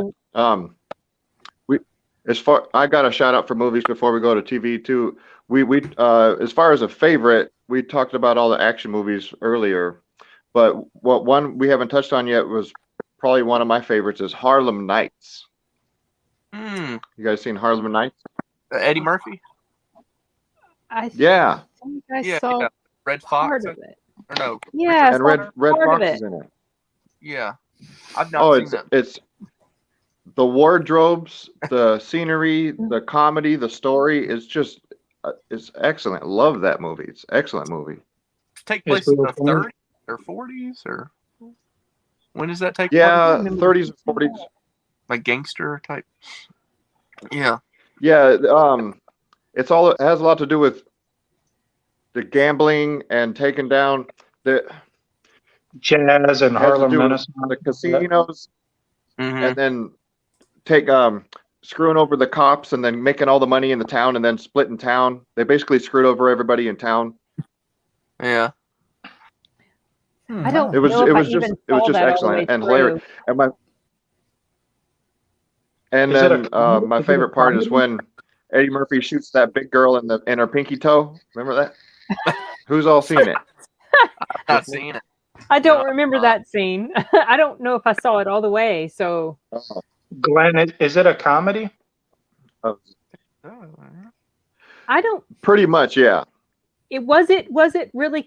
I might be confusing it with something else. I thought it was. I didn't remember that it was comedic, but I didn't see it all the way through. So. Well, I do like that period of time when it comes to cracking down on the mafia in the 30s and 40s. I might give that a watch. You might would like it. Is that the one where it was? Am I confused? Is that the one where Eddie Murphy drops the F-bomb like every other word? Or am I confusing it with another film? I don't. Could be 48 hours, maybe. I don't. No, it wasn't. I don't remember. I don't remember for sure, but could be. I haven't seen it in a while, but it could be. Okay. That was probably Beverly Hills Cop, right? No, it wasn't like No. it wasn't one of the Beverly Hills Cop or the 48 Hours. It was one where he was dressed in a suit. He almost looked like a gangster type, like gangster, nicely dressed gangster from way back when. So that's one of the things I remember from it. And I don't even remember if I saw it. Was he a cop or was he like? No, I don't think so. Was he just someone that? Was that Boomerang? No, Boomerang was a love story with Halle Berry. It's the first time I saw Halle Berry.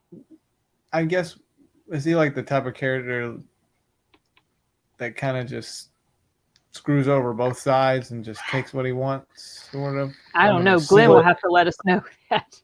It had a lot to do with gambling, and the Eddie Murphy and Red Fox and their family was the black family in town, and then the other mobsters and casino owners and the organized crime guys were white, and so basically the Eddie Murphy and their family they basically had underground ways of making money. There was and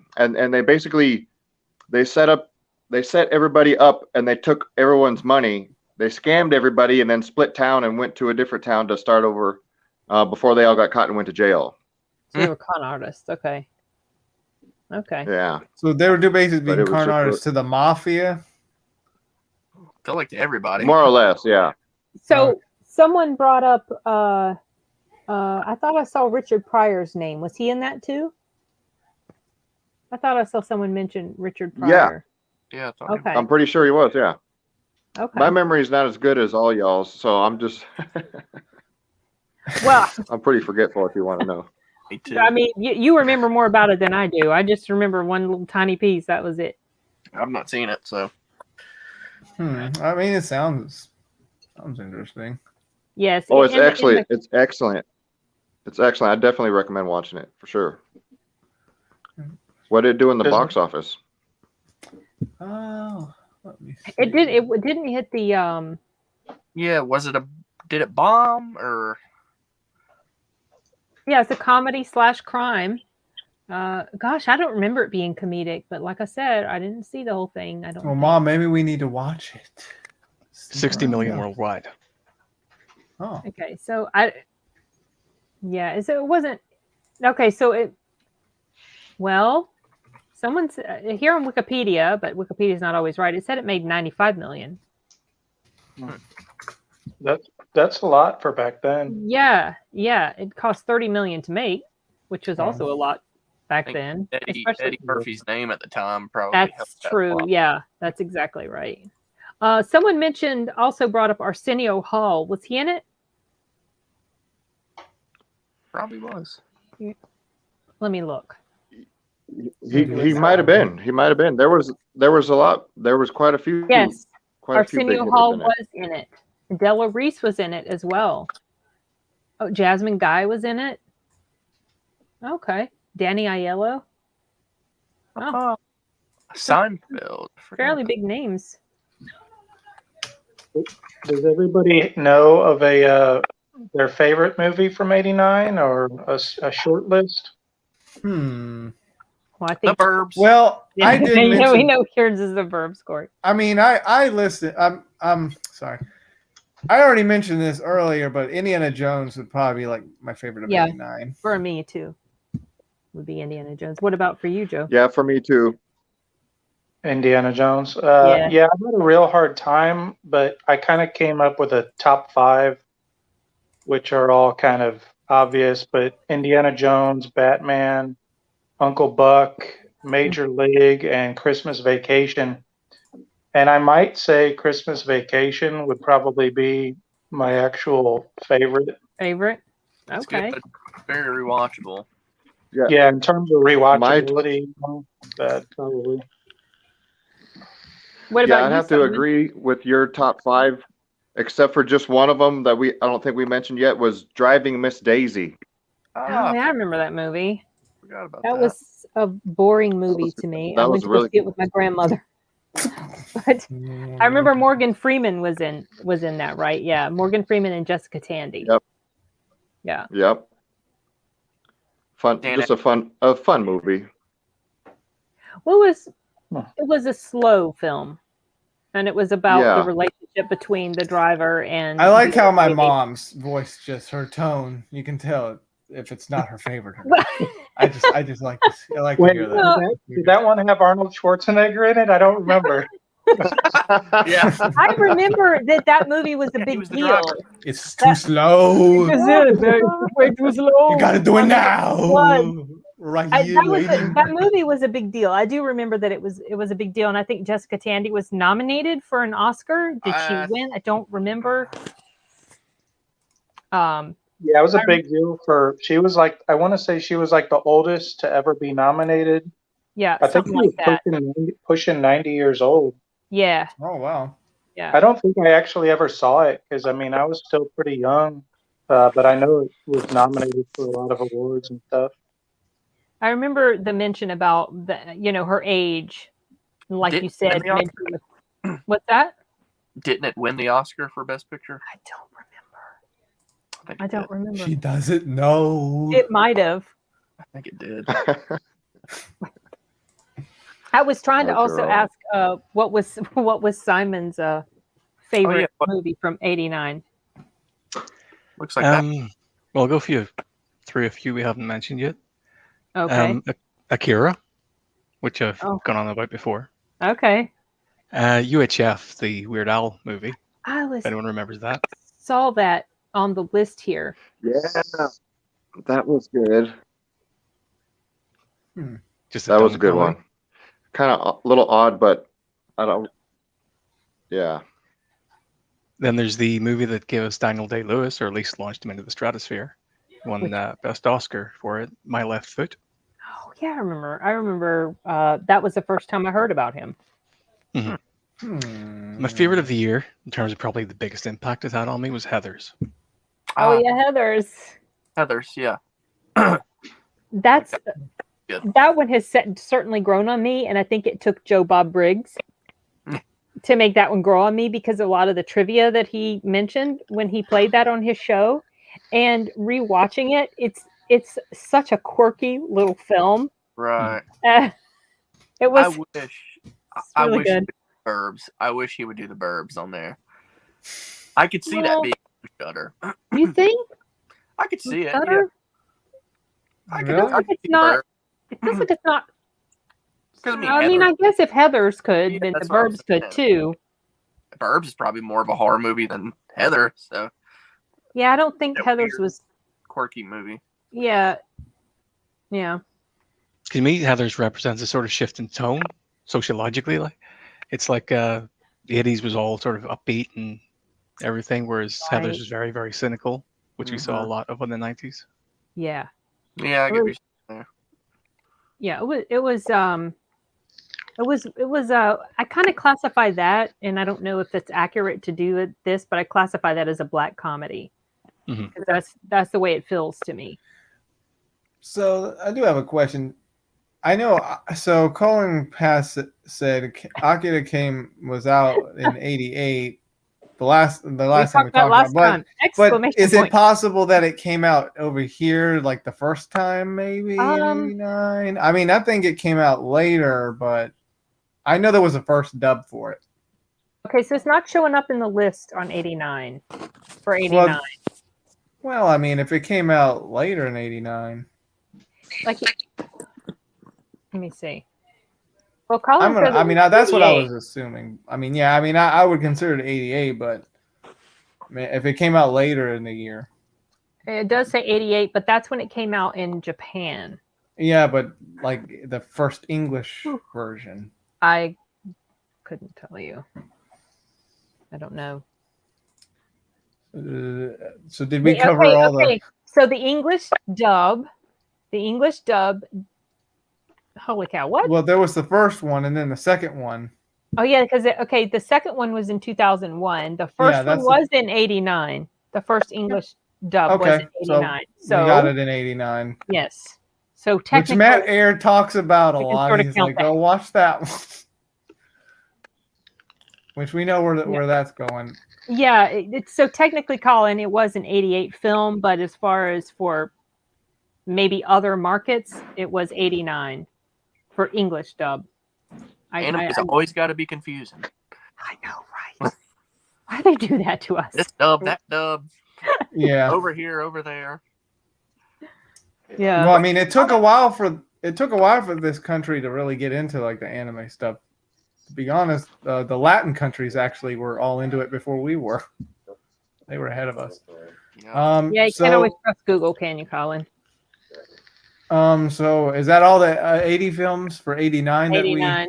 Yeah, 89 that's our favorite. I think we've covered that. I think we all took our turns on what was our favorite. Oh, there's one more, Blind Fury. What's that? Blind Fury. I really love that one. It was Rutger Hauer. He was I bet I saw that too. He was a prisoner of war, trained as a samurai. Oh. Okay. And blind. Yeah. It was just kind of a lighthearted action movie. That's played before on Pluto TV. I've seen that. They kind of do the loop playing that thing. Okay. I always liked Rutger Hauer. So has anybody, I mean, I mentioned this before, but Family Matters, I've seen a bit of it when it was like on Nick at Night, just a replay, but has anybody here seen it? I've seen it, but not the whole thing. Everybody knows Urkel. I mean, he was pretty, it seems like he was pretty iconic. I kind of grew up on it. I watched it quite a bit. Yeah, he was like, to me, he was the best part about that show. The cop? You mean no, Urkel. Oh, you mean the one that had like, apparently he had a split personality? Yeah. You mean the main guy, right? With the glasses? Stefan Urkel. They had an episode where he was like, he was really cool and smooth. Oh no! And he called himself Stefan Urkel. Stefan Urkel. That does sound so much more. I think I recorded a bit of that. Yeah, I remember I recorded a bit of that clip where he was like all cool, and then within a few minutes he came, like his other part came back where he's all dorky and clumsy. And it's like, okay. I thought at first it was a different character, but no.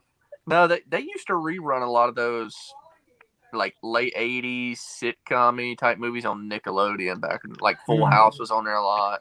2000, like late 2000s, I remember. Yeah, well, really Nickelodeon. Yeah. Nick at Night. Did I do that? So that came out in 89 too. That's when it started. And The Simpsons. Someone mentioned The Simpsons. A lot in 89. Yeah, Seinfeld. Simpsons. Somebody said Seinfeld. And also Quantum Leap. That's a lot for TV. I know the creator of Inuyasha, her show started that year. So as far as Urkel's concerned, in high school I was a class clown 100% every year. And so what I used to do is go to the Goodwill and I would try on as many pairs of pants as I could, and I could find the ones that I could pull them up over my belly button. I used to be able to walk just like them at school, you know. And so I'd go to the Goodwill and I'd get try on any kind of pairs of pants where I could pull them up over my belly button as far as I could and put a white belt on or whatever. And walk down. I used to once in a while wear my Urkel pants to school and pretend like I'm at school. Oh my! Yeah. Did you have the glasses? Didn't he have suspenders too? Yeah. And they were weren't his pants way too high? Like they were way high up on it, kind of high up on his chin? Up over his belly button, like halfway to his chest. You know. Yeah. I have an uncle that wore his pants like that. We call them Uncle John pants. Wow. So when you hear me reference Uncle John, like someone pulling their pants up, we're like Uncle John. Okay, that's what we're talking about. Yeah, Uncle John. Yeah. Don't want to lose them. Yeah. No. Did anybody like Tales from the Crypt on HBO? Someone mentioned that too. I don't remember. I don't know if that was you or Simon. But that was me. I love Tales from the Crypt. Yeah, I love that show. That show was awesome. Have you guys watched the reboot of it? Is that on Shudder? Yeah, on Shudder. No, I haven't seen it. I don't have Shudder. I didn't know there was. Keep meaning to get it, but yeah, it's. I think season 2 is getting ready to start. Or the show didn't come out, but you might have to look this up. The book series, Goosebumps. Did that start? You know? Oh, yeah. If that was 89 or not. But pretty big deal whenever I was young. I remember those. So Colin Pass, Cops, yeah, Cops. Film, Simpsons, Dragon Ball Z, Cops. Is that when that music came out? The Bad Boys music. I thought it came out around that time, 89. One thing I wonder is, was that music made specifically for that show? Maybe, but I think it was a band. I don't think so, but I'm not sure. The guy's Jamaican. I think he had his own like album or something. I think they just used his music for the show. I thought it was an older song. It is. It came out in 89. Yeah. Well, so did Cops. That's why I wondered if maybe and then they, you know, 87.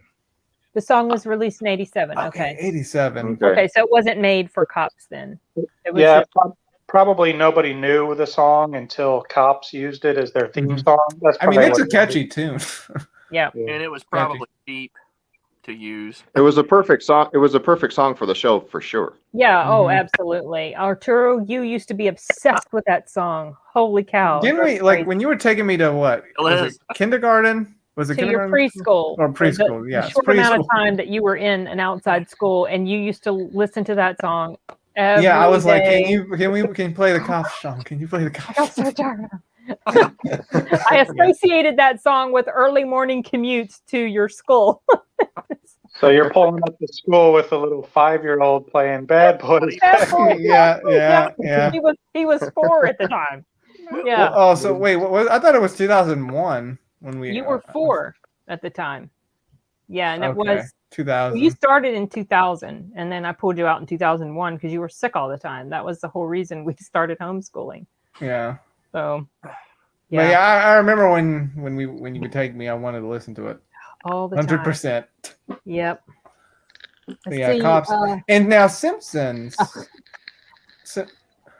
Also the best of them, original American Gladiator. This reminded me of all these things. Yeah, The Simpsons. That show's been on forever. American Gladiators was okay. It was fun to watch. There was the Legend of Zelda cartoon. There was that. And the Super Mario Super Show. Yeah, I was gonna say 89. Funniest Home Videos. Did anybody like that show? Oh yeah, I remember that. I remember the very. Yeah. Long before YouTube. That's all we had, you know. And Bob Saget was the host, and I saw the very first show. I think it first aired on a Sunday, the Sunday after Thanksgiving break. Because I remember I was getting ready to go back to college. And that was the same. It was during that. I found out the next day after I went back to school that one of my classmates had been murdered. Wow. I have like a kind of a twisted sort of connection with when I think about America's Funniest Home Videos. But do you remember the very first? I remember one of the things from the very first episode, I believe, was the cute one where the brother laid down to let his sister go across the thing. Like there was this, I don't know, like a little canal or something. And he laid down and the little sister crawled over him to get to the other side. I just never forgot that was so cute. Wait, were you there to see it for the first time? Yeah, grandma's. Wow, Mom, you experienced history right there. The very first episode. I'm a rebel. Look at that. But that was a great show, and it's still going. Yeah, it's still going. I'm trying to remember what was my funniest or favorite one. I know there was the one where the kid was afraid of the bubbles coming out of the drain. The drain. Yeah, and he thought it was a monster, and he pulled out a mop, or he was using a mop, and it kept on coming, and he was just all crying. Oh, that was kind of sad. It was funny, but kind of sad at the same time. That child was petrified. Mm-hmm. Kong Pass. Yes. Yes, I did homeschool. Mm-hmm. Oh, okay. Elementary, okay. But I want to mention Simpsons. It's funny how Simpsons has been pretty accurate predicting the future. Yeah, those predictions of the future. It's kind of eerie. Yeah. Like I think they predicted some about phones. They've made a lot of predictions, and quite a few of them I've seen referenced. Yeah, it's crazy, that show, and So, it's still going. I don't really think it's predictions. I think it's if you run for 30 years, you're just gonna cover everything, you know? Right. That's what I think too. Maybe that's it. I guess they could just kind of see where things were headed, and they could just guess. It's just crazy though. But that is true. That show has been on forever. Since '89.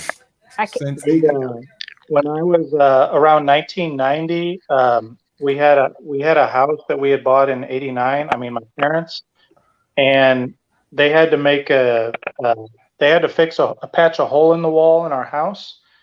And my mom said, put a time capsule in where you just write a little letter for someone in the future, and you talk about what's popular in 1990. This was like 90 by then. Yeah.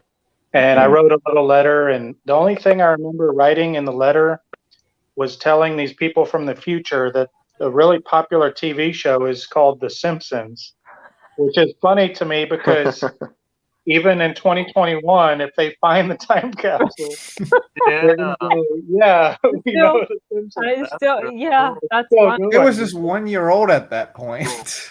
Yeah, and but it was a big deal. I remember when it first started, how big of a deal video it was. games, and then there was a crossover with Family Guy. Like I think people didn't know quite how to take it. It was like the first animated thing that wasn't like Disney, everything's perfect. Mm-hmm. That's what I remember it being. Yeah, like so realistic. Yeah, it was very different. Yeah, for sure. Yeah, it was more adult oriented. Oh yeah, I mean, it was edgy. Totally. We would have called it edgy back then. That's the word. I remember now and you'd laugh, but back in 1989, we didn't have that stuff. Yeah. In now you '89, it was edgy like Family Guy is today, but it was Simpsons in '89, kind of. Yeah. I was always more Family Guy, but. Oh yeah, Family Guy. I can't even watch The Simpsons anymore. Yeah, Family Guy is just so much funnier to me. I don't. Peter Griffin, I would say, funny. It's a funnier show. It's a funnier show. Yeah, that's the same people, right? The same people involved, right? Seth MacFarlane is Family Guy. No, it's not. It's not the same people involved. Matt Groening does The Simpsons, and Seth MacFarlane does Family Guy. Okay, I guess it's the artwork makes me think they're both kind of. No. Oh, you're right. No, they're different. Yeah, I mean, they obviously, lifted a lot from The Simpsons, and they even make allusions to that in the shows, how much they copied it. Yeah. I mean, they did do a crossover. It reminds me of The Simpsons. I think that's why I thought they were directly connected to each other, but no. Well, I mean, they actually did a crossover between The Simpsons and Family Guy. Oh, did they? A few years ago. Yeah, they were both on Fox, so they both started, on the same network. So Fox was kind of the edgy network back in the day. Right. And they aired a lot. I remember they aired a lot of and they still re-air like some of the Family Guy on Adult Swims. Oh yeah, they still come on every night, I think. Mm-hmm. Wow. Jeez. What is this one? Chippendale Rescue Rangers. Oh, that's a cartoon. That's a Disney one. Hey, that was a good one. It was still good.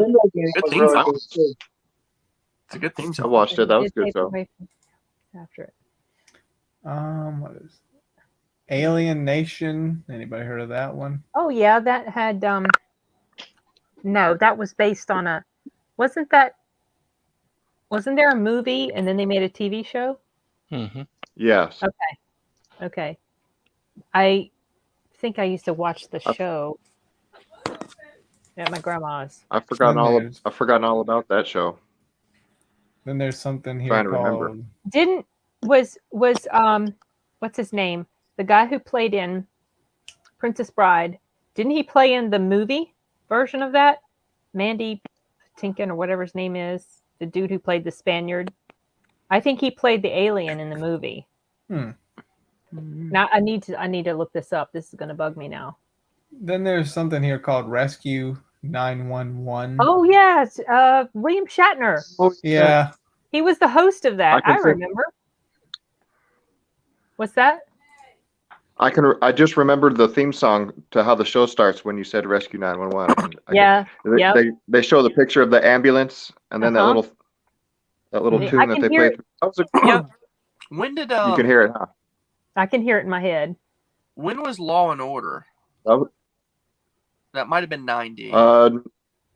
92, I think. Okay. Yeah, I thought that was the 90s. Very early 90s, though.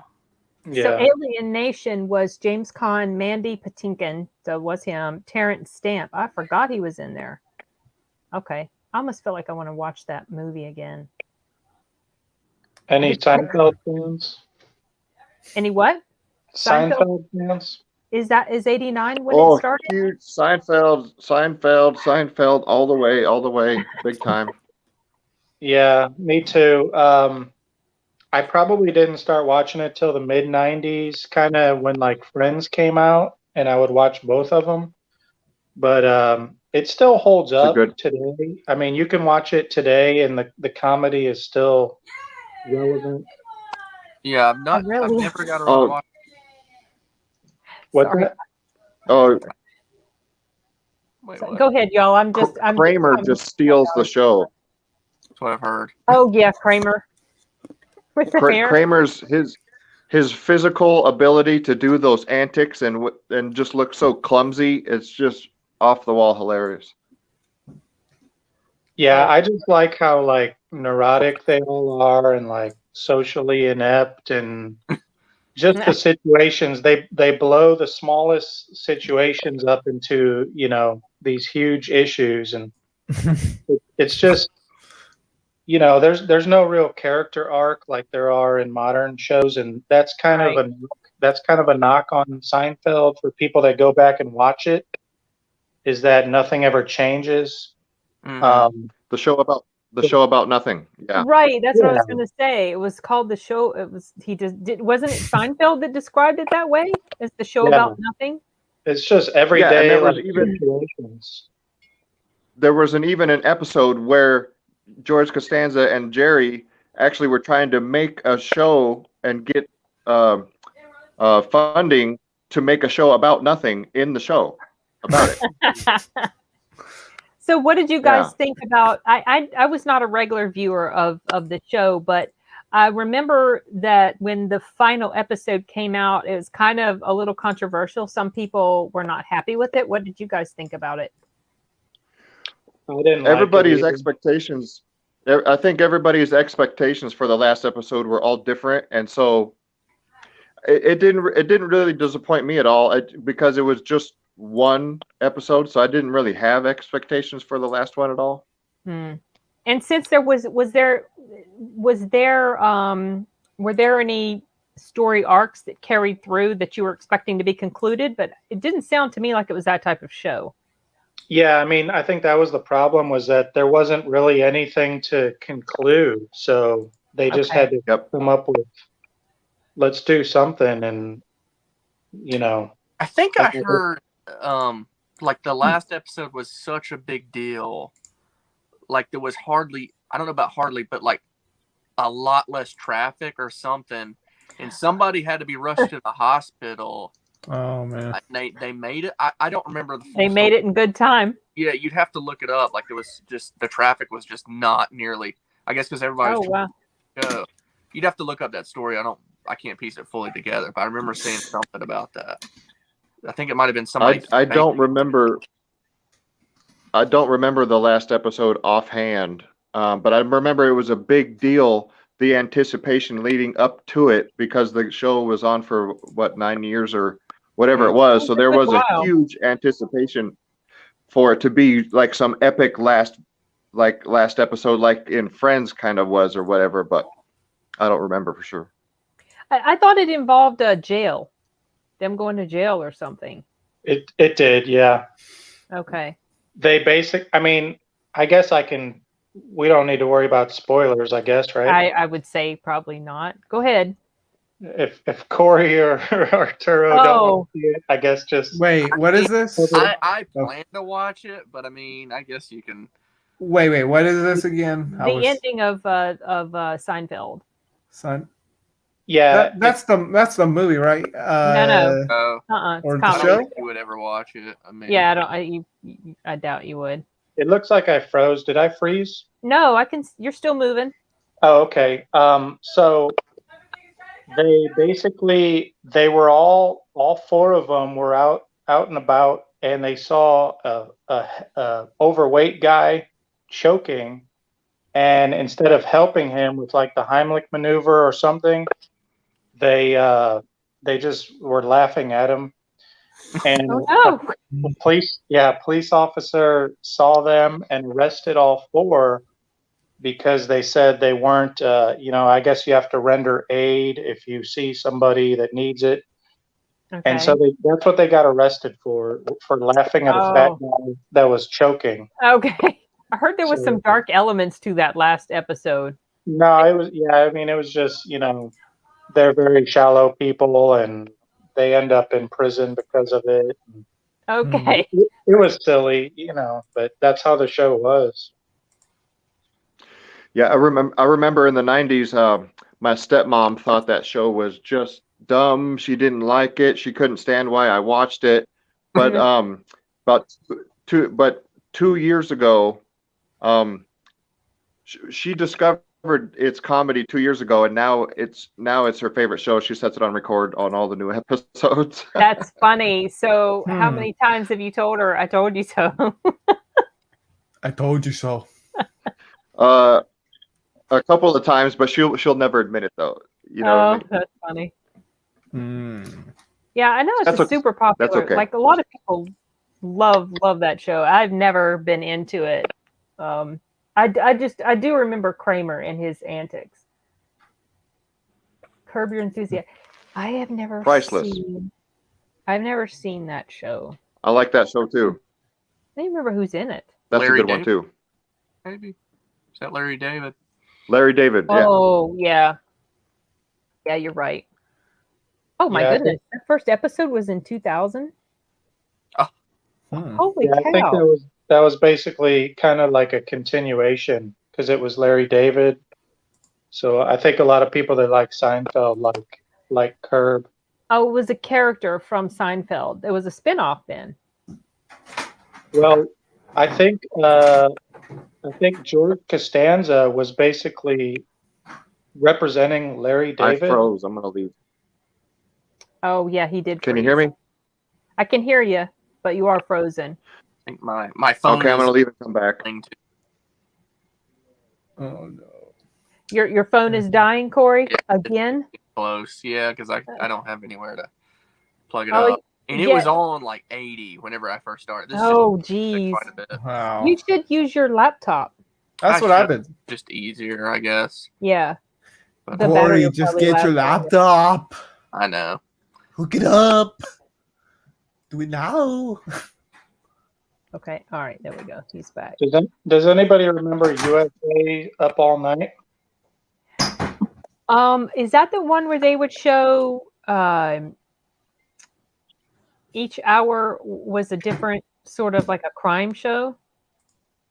I remember there was like some lady that would host it, and it was like, in the middle of the night, and they would just play like back to back to back, like really low budget movies. Oh, movies. Okay, let me see. It wasn't a show. It was like a production. It was called USA Up All Night, and it was on the USA Network. Okay, I'm confusing that with something else. It was all right. That's right. Larry David was the writer for Seinfeld. Yeah, that's right. That's right. Okay, Costanza. Oh, okay. Yeah, I think Costanza was the character based on his real life.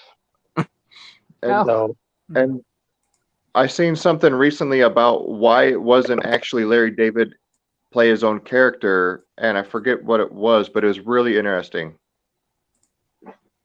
You know what I mean? You don't know, Joe? You don't remember? No, I haven't seen that.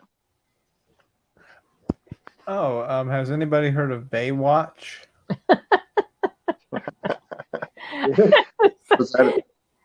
Have we heard of it? Someone did mention it. Lived it. Someone mentioned it in the comments. Yeah. They made a funny. I can't find it now because it's way back. Yeah, I think they said here it we was go. like the peak of The writing. deepest and most meaningful, heartfelt, emotional roller coaster of '89 Baywatch. I just remember girls running on the beach, Pamela Anderson and what's his name? Oh, geez, David Hasselhoff. Yeah. Yep. Oh, that's that show. Yeah, that they reference in the SpongeBob movie. Oh, do they? Okay, because he was in SpongeBob, wasn't he? Yeah. That's funny. Yeah, they tried to. They made a movie of it. It didn't do so well. I don't think. Anyway, oh, it looks like Joe has frozen. No. He also turned vertical. No. No, Joe. He's spinning. Yeah. Well, he just frozen to me. Oh, there he is. Oh, Will roll. There he is. He's back now. I went into the abyss. Yes, you did. Sideways. Well, at least we haven't had as much trouble as we did in 1988. Remember, I kept having issues. You kept getting kicked off a lot. It's been pretty stable for you so far. Yeah. Just the one time, but it wasn't just me. A couple other people. We were kept coming back multiple times. Yeah, Corey has been pretty stable this time as well. A lot of times he has issues. Definitely your laptop, Corey. It's the way to go. I know. I think you probably won't be cutting off as much if you had a laptop. Probably. I guess just the phone's more convenient, but the laptop would do better. Yeah. Sure. Yeah. I mean, you say it's burning up your battery life. Yeah. How much more power do you have on it? Without looking, I'm gonna say probably 4%. Oh, geez, yeah, you're gonna die. Yeah, so better has to burn out done the bat dance yet? What's the bat dance? Oh, right. That was from Prince's video for Batman. Oh, okay. Oh. No, we haven't. We talked about Batman. I don't even know if I saw that video. What you're referencing. It was a big video on MTV when that came out. Okay. What was really long video? Huh? What was the song that the video was for? It was called Bat Dance as well. Oh, that's what it was called. Okay. Yeah. I don't think I ever saw that video actually. You probably have heard it. Maybe.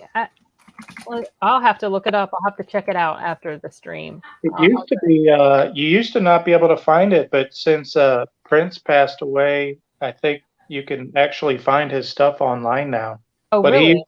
He used to be a notorious blocker on YouTube really? and stuff like that. And then once he passed away, people started uploading all this Prince stuff.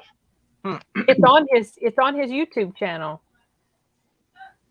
Speaking of, yeah, it's really cheesy, but it was their promotional kind of MTV crossover thing. Right. Oh, this was something I forgot to mention. This is touching on music since you brought up Prince. It reminded me of this, and I completely forgot to bring this up last discussion in '88. But that was the Will Smith song "Nightmare on My Street." That was '88. I like that song. I love that song. That's so much fun. Yeah. I laughed at first, but thought, hold up, that hurt. That one actually, to be honest, when I first heard that song, this was when remember we were at the beach in 2006, and I listened to that song the first time. You told me the details about that character, and that actually freaked me out. I'm sorry. because that night I was concerned, is the so-and-so creature going to come after me? Oh, dear. At night, because you were telling me that he only came when people were sleeping. Well, that's nowhere near as bad as being afraid of Jaws as a child and being absolutely convinced that creature was going to come up out of the toilet and get you when you're sitting on it. That was my nightmare. Move to a different toilet, you'll be fine. No, it could go anywhere. The water. But sleeping, he could be everywhere. What version of Jaws did you see?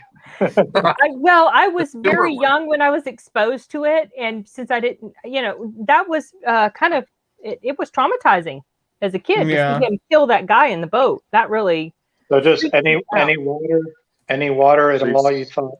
Any water at all. There was this was at Aunt Sylvia's house also, Corey, and my dad and I spent the night there one night, and she in her little den area, it was blue carpet. Oh. That blue was that was the ocean. He was going to come up out of. I mean, I was really young, so this is where my mind went. Come out of the sky. He was going to come out of. He was going to come right up out of the floor. Scared the crap out of me. Hey, maybe that's where they got Sharknado from. Cup of water. I have never seen that movie. Couldn't drink water for the next 10 years. Well, the water was okay, but going to the bathroom or getting in the bathtub or sleeping where there was carpet. Jaws scared you probably just as bad as Michael Myers. No. Michael Myers scared me more. He still gives me nightmares. I had a nightmare about him the other day. Oh, yeah, you did tell me. Really? You were listening to his song when you were driving me back home from work. Yeah, exposure therapy does not work for me. Oh, I could tell you this, guys. When she was taking out her dog one night, or one of our dogs, I actually had to play some Halloween music. Yeah, because you're a butt trying to scare me. And it fit the atmosphere. It's pretty dark. Playing that song, and I just know Michael Myers is right over there. So stupid. All right, I'm gonna have to go. Unfortunately, I'm about dead. Okay, Corey. But 89, good year. Yeah, it was a good year. The Burbs is my favorite, so it's a good figure. Anyways, guys, it's been fun. Yeah, thanks, All right, Corey. have a good one, man. Bye, y'all. See ya. Okay, bye. So Gwen was about to say something. Yeah, I heard someone start to say your name. Arturo, I'm surprised you don't have his mask and his coveralls as an outfit so you could scare mom in the middle of the night, you know?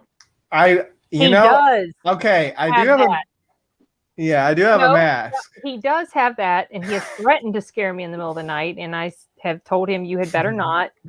That might not end well. I did scare you that one time you were doing a reaction. I don't know if anybody here's seen that where I came in. When I was doing a reaction to a really well done Michael Myers or Halloween horror short, and it was a series. I think it was 3 parts to it, and it was I was watching the second one, and I paused it, and the door creaks open, and I thought it was Scooter coming, our little dog Scooter, and I looked, and there was Michael Myers right there. Yes, and I kept that in the final video that I uploaded. But that's on Arturo's page. It's on mine. It's the second. I can't remember the short film, but it was part 2. That was really well done, actually. I was impressed with it. But I was watching all these horror shorts, and that was one of them. And I think I knew you were either watching it. I don't remember why I decided to do it. Either I knew you were watching a Michael Myers thing, and I decided, I think, I decided I might as well do it. So, Sin, you're still able to watch the movies and all that for Halloween without it doesn't bother you? I watch them every Halloween. That's my ritual. Now I watch the original Halloween followed by Halloween 2018. That's my ritual. And I even sometimes will watch them during the year, but it's like, I don't know. He really scared the crap out of me, you guys. Like, I can't even explain to you how scared he made me when I was a child. And so it obviously. When you watch the films, it's fine though. You're fine. I can watch them. The problem is, I can't go outside if it's dark. I mean, she's got a picture of him in the background. If you there see, he is, right back there. He's right there. He's right behind. He's right behind you right now. I know it's stupid. I know it's ridiculous. Yeah, guys. I saw y'all's video on Arturo's page of you and Arturo, Sin, and Corey talking about Halloween. Yeah. Yeah. So, well, today I just saw your picture of when you were at a Comic-Con or some convention you. Yeah, that was a really good picture. Yeah, that was Arturo, but I think that was the same. Was that the same one, Arturo, where there was somebody else dressed as Michael Myers, and that actually did startle me when he came We were sitting eating somewhere like away, and he comes around the corner. Oh, wait, this was the first year I thought we went to he or the Comic-Con. Yeah, like this cosplay. He actually really did scare me. And then we go to a big, huge panel, and I don't remember whose panel it was, some big deal. And he came and lay down right in front of me. That same guy scared me again. I mean, Mom, it's just a mask. I know. Look, I know. I realize it's ridiculous. But he still does scare me. The scariest part is if he's standing behind you and you don't know it, and you turn around and he's just standing there, that's what makes you jump. Well, and that's what I think, like when I go outside and it's dark after I've seen the film, I am convinced like that I can feel him. And I know it's dumb, y'all, but that's why I had to play the music that one night, because embedded in me the fear, because I was so young when I saw it and it was so frightening to me. It's just, but it's my favorite horror movie. Isn't that crazy? I don't know. I know what, guys. If you guys have a Michael Myers mask, I think the next live stream we all have to be wearing a Michael Myers mask. For my mom. And yeah, I try to face my fears head on. Like I said, I do exposure therapy, but it doesn't help. I still have nightmares. Yeah, crazy. Anyway, I don't know how we got on that subject. Yeah, what brought that on? I don't even remember now. Anyway. Well, I can't really think of anything else. I mean, technically, if Matt Air was here, he would mention this. I'll mention it on his behalf. Okay. One of the Gundam shows came out. Yeah, one of the. I mean, has anybody here seen Gundam? That's a pretty popular series. Yeah, they're not. Is that anime? Yeah. Mm-hmm. I wonder if Simon knows about it. He likes Akira. Nope. No? I don't know anything about it. Was never into Gundam. Are you into anime just in general, or is it just that particular movie that's one of your standout favorites? I'm into old school anime. Stuff in the 90s. Have you seen Vampire Hunter D? I have. It's good, isn't it? Mm-hmm. There's a new one. I can't remember the name of it, but it was good as well. Yeah, I think I actually like the second one better than the first one, and I think that's just because the art to me looked better. I like the artwork of that one better. But yeah. I'm surprised, Simon, that you don't know too much about Gundam, Mobile Suit Gundam. That's a big franchise. I never watched the anime. I was into model making when I was a kid. And I sort of see them as models. That's it. Oh, okay. Yeah, I know there have been some Gundams that Matt Air and I have mentioned. So the one that came out this year was Mobile Suit Gundam 0080. And this just follows a timeline that Matt Air has mentioned before, the Universal timeline. I haven't seen it, but I'm kind of interested to watch it just because. Yeah, you like those Gundams. It also came out in the 80s too. I do like some of the anime from the 80s. It's just that there's a lot more in the 90s I like, to be honest. Yeah. I haven't seen them. Not. What is your favorite anime, Simon? Show or movie? Well, probably Akira would be your favorite movie, right? Yeah, probably. Okay. What about show? Don't really watch the shows. I mean, like, what's your favorite? Oh, you don't watch the shows? Is that what you said? No. Oh, okay.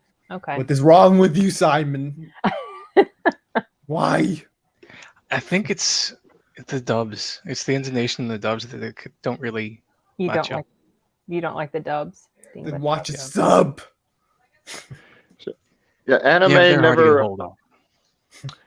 I don't have anything against anime whatsoever, but it never grabbed me. I've never really watched any anime, and in my defense too, for about 15 or 18 years, the only thing that I did was just played video games. I didn't watch anything else. Mm-hmm. That's all I did was play video games all the time. And so there's quite a few things besides, favorite movies that I never watched.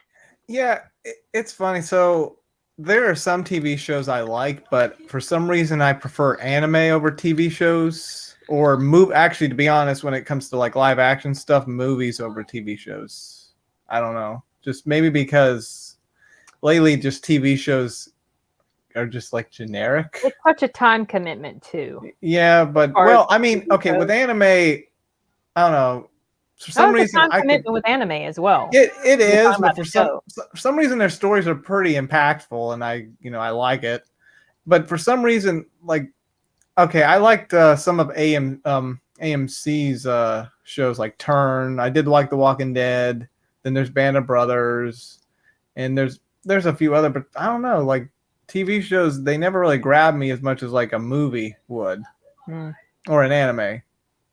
I either go to those two instead of a TV show because you get the same thing, copy and paste, crime drama, slice of life.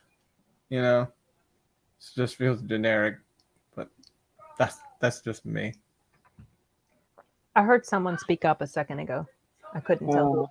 I was just gonna say, I didn't really watch a whole lot of TV, but now, like in the last 10 years, 5 years, TV series, which are on, like Netflix and stuff like that. Oh yeah. I find a lot better, especially since you can just binge like a whole season. Yeah. It used to be you'd watch a 30-minute show and then you had to wait a week or maybe 2 if they ran a rerun.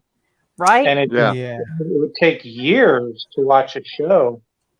And now, you can just catch up on a whole.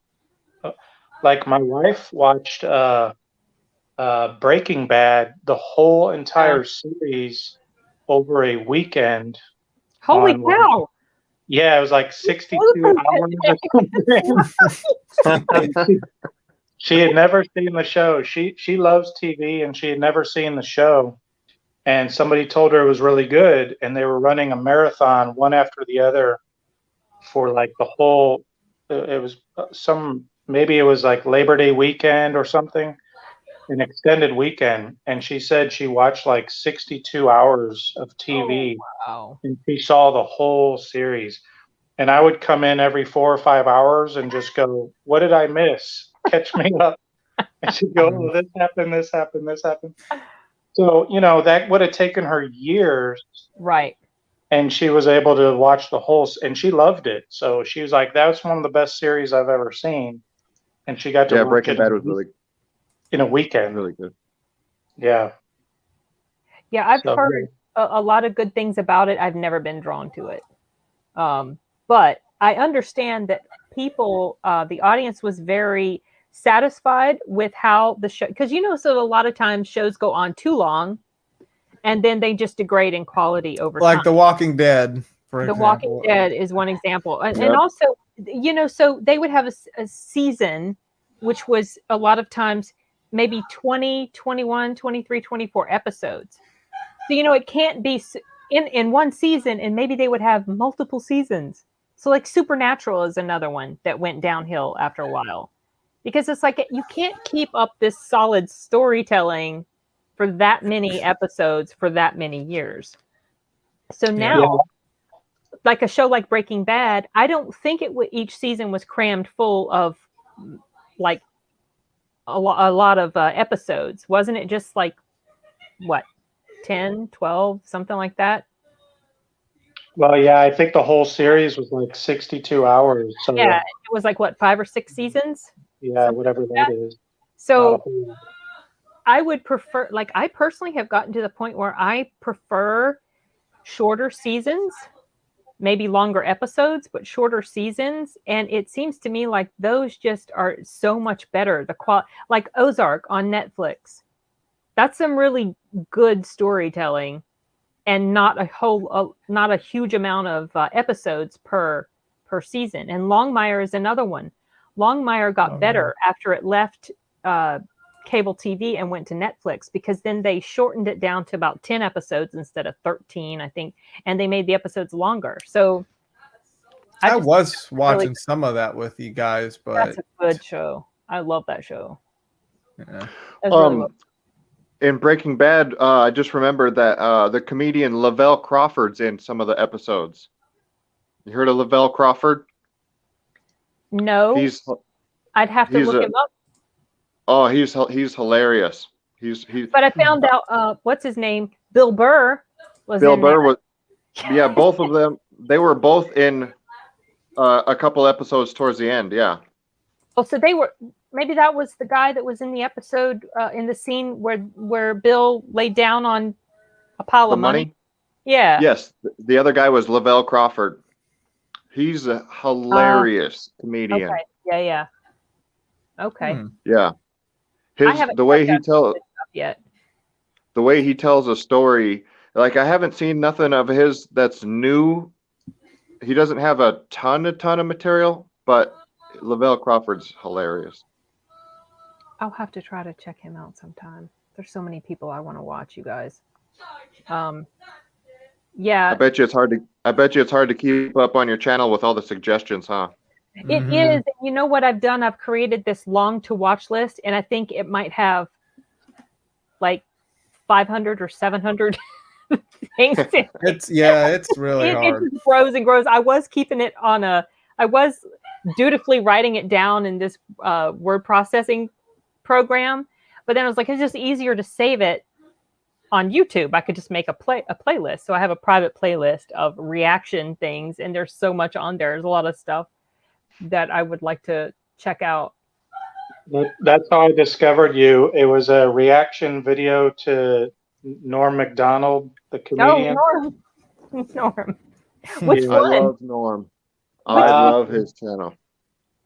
I can't remember. I think 9/11. He kept saying 9/11 jokes. Oh, that one was funny. Oh, isn't that the one where I think at the end of that, he's like, "We're gonna go to hell."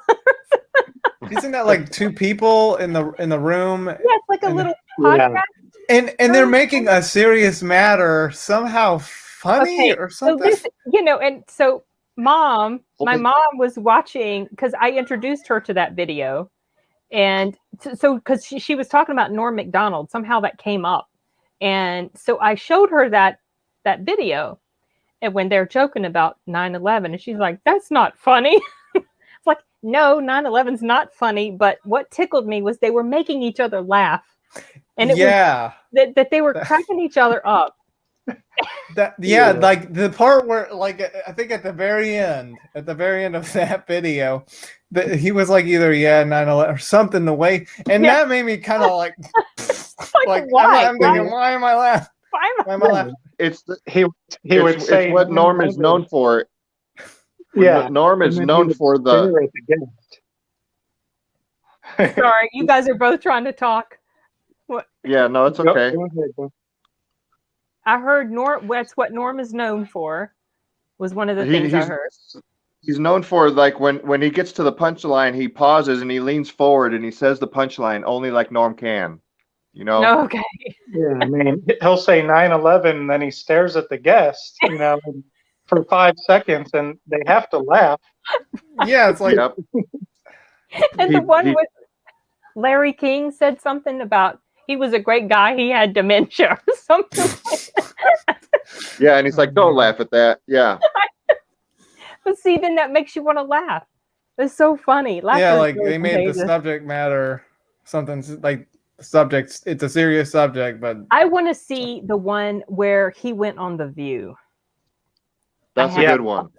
I think I put a comment in one of your videos that said, do a reaction to that, because that is hysterical. That might have been how I found out about it, and I do have that one in my to watch list. Is there only one time that he went on The View? Was that like first and last time they had him on? No, he's been on there several times. Okay. I think it was around the year 2000. Yeah, it's from a while back. I didn't realize that you had been on that long. Now, I follow Norm Macdonald more than, of course, Dave Chappelle's funny, but Norm Macdonald, his stand-up from the 80s is a little corny and it's not necessarily hilarious, but his channel, I'm Not Norm, he's constantly releasing videos where it's compilations of whatever subject matter that he's releasing. And so I want he releases videos almost daily, and Yeah, he's got him on any other podcast or TV show is absolutely hilarious. Him on Conan is hilarious every time. Yeah, there's a couple of him on Dennis Miller's show. Okay. Hysterical. There's him on Conan's hysterical. Yes, Colin. And I think you just did one where he kept interrupting his own Trump story or something like that. Yep. Yes. That one was pretty funny too. Conan cracks me up. So the combination, it took a little bit for me to, so I didn't really dislike Norm. I've never really disliked him, but the very first reaction I did to his stuff was where he's talking about a serial killer and like I'm not a serial killer, but if I was, this is like what I would do. And it was so deadpan. And it was like this, he's got this really unique sort of sly sarcasm woven into the stuff that he says. And so it was funny, but it was like, I'm so spoiled by Bill Burr, you guys. So it's like, so I a lot of times I could unfairly compare a lot of these people to him, but then the one that really kind of, and then I saw the one with Courtney Thorne-Smith on the Conan show, and he kept interrupting her. And I'm like, well, he reminds me of Jim Carrey, always interrupting the other guests. And then people explained why Conan had him on so much, especially if it would be like maybe a guest that Conan thought that it would be a little, would be kind of not lively enough, I guess. So he would have Norm on and then see what Norm does. And so then it wasn't until the one, I guess it's the latest one. I guess that's the one where they were laughing about 9/11 and it was clips from some podcast or something. That one was the one that probably tickled me the most. And so now I'm really looking forward to checking out more of his stuff, especially his appearance on The View. And then one where he's at the White House. Is it one where is he at the White House Correspondents' Dinner and he's... Yeah, that one's really good too. Yeah, he did for President Clinton. He did the comedy thing that they do every year. Yeah, right. Okay. Yeah, that's really good.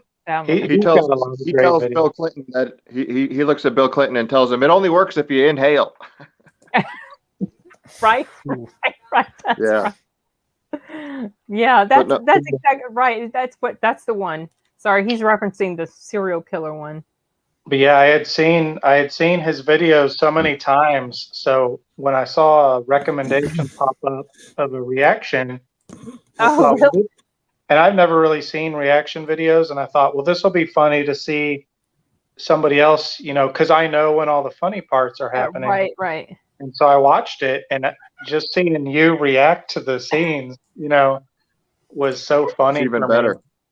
And I was like, that's when I first kind of noticed you. Sometimes I never really know how people stumble across some of my videos, but YouTube does its weird algorithmic stuff. You can never really predict, but it is fun to see reaction videos because it's like you're there sharing the moment with somebody. If you've seen the material already, like you said, when the funny stuff is coming and you're just looking forward to seeing how they're going to respond to it. Exactly. It's really enjoyable. I get a kick out of them. Yeah, I like watching. Sometimes I like watching reactions. Lately it was mostly like the Smash Brothers reveals. I like to see people flip out over that. It's funny. That's exactly it, Colin. Sorry, Arturo, to interrupt you, but like he's laughing at something you don't know about. Like he knows some sort of joke you don't know. Mm-hmm. He's always got this look on his face. There's multiple layers to Norm's comedy. There's sometimes I have to rewatch if I haven't seen it before. I have to watch it again because it's almost like he's baiting you into thinking the way that he just explains things. It's almost like you know what I'm trying to say, I guess. Yeah.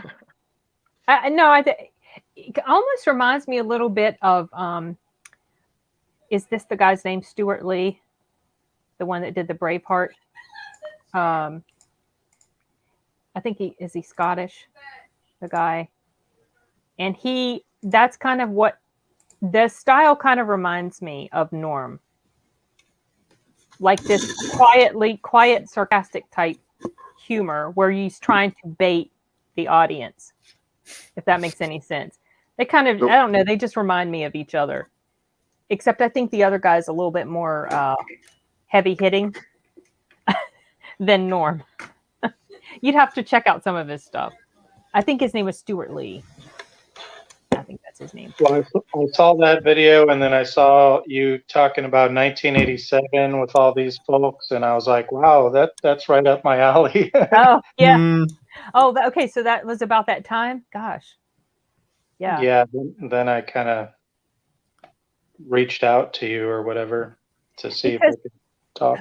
Someone brought up the suggestion of having some guests on. Some guests. Was it you, Mom, or was it?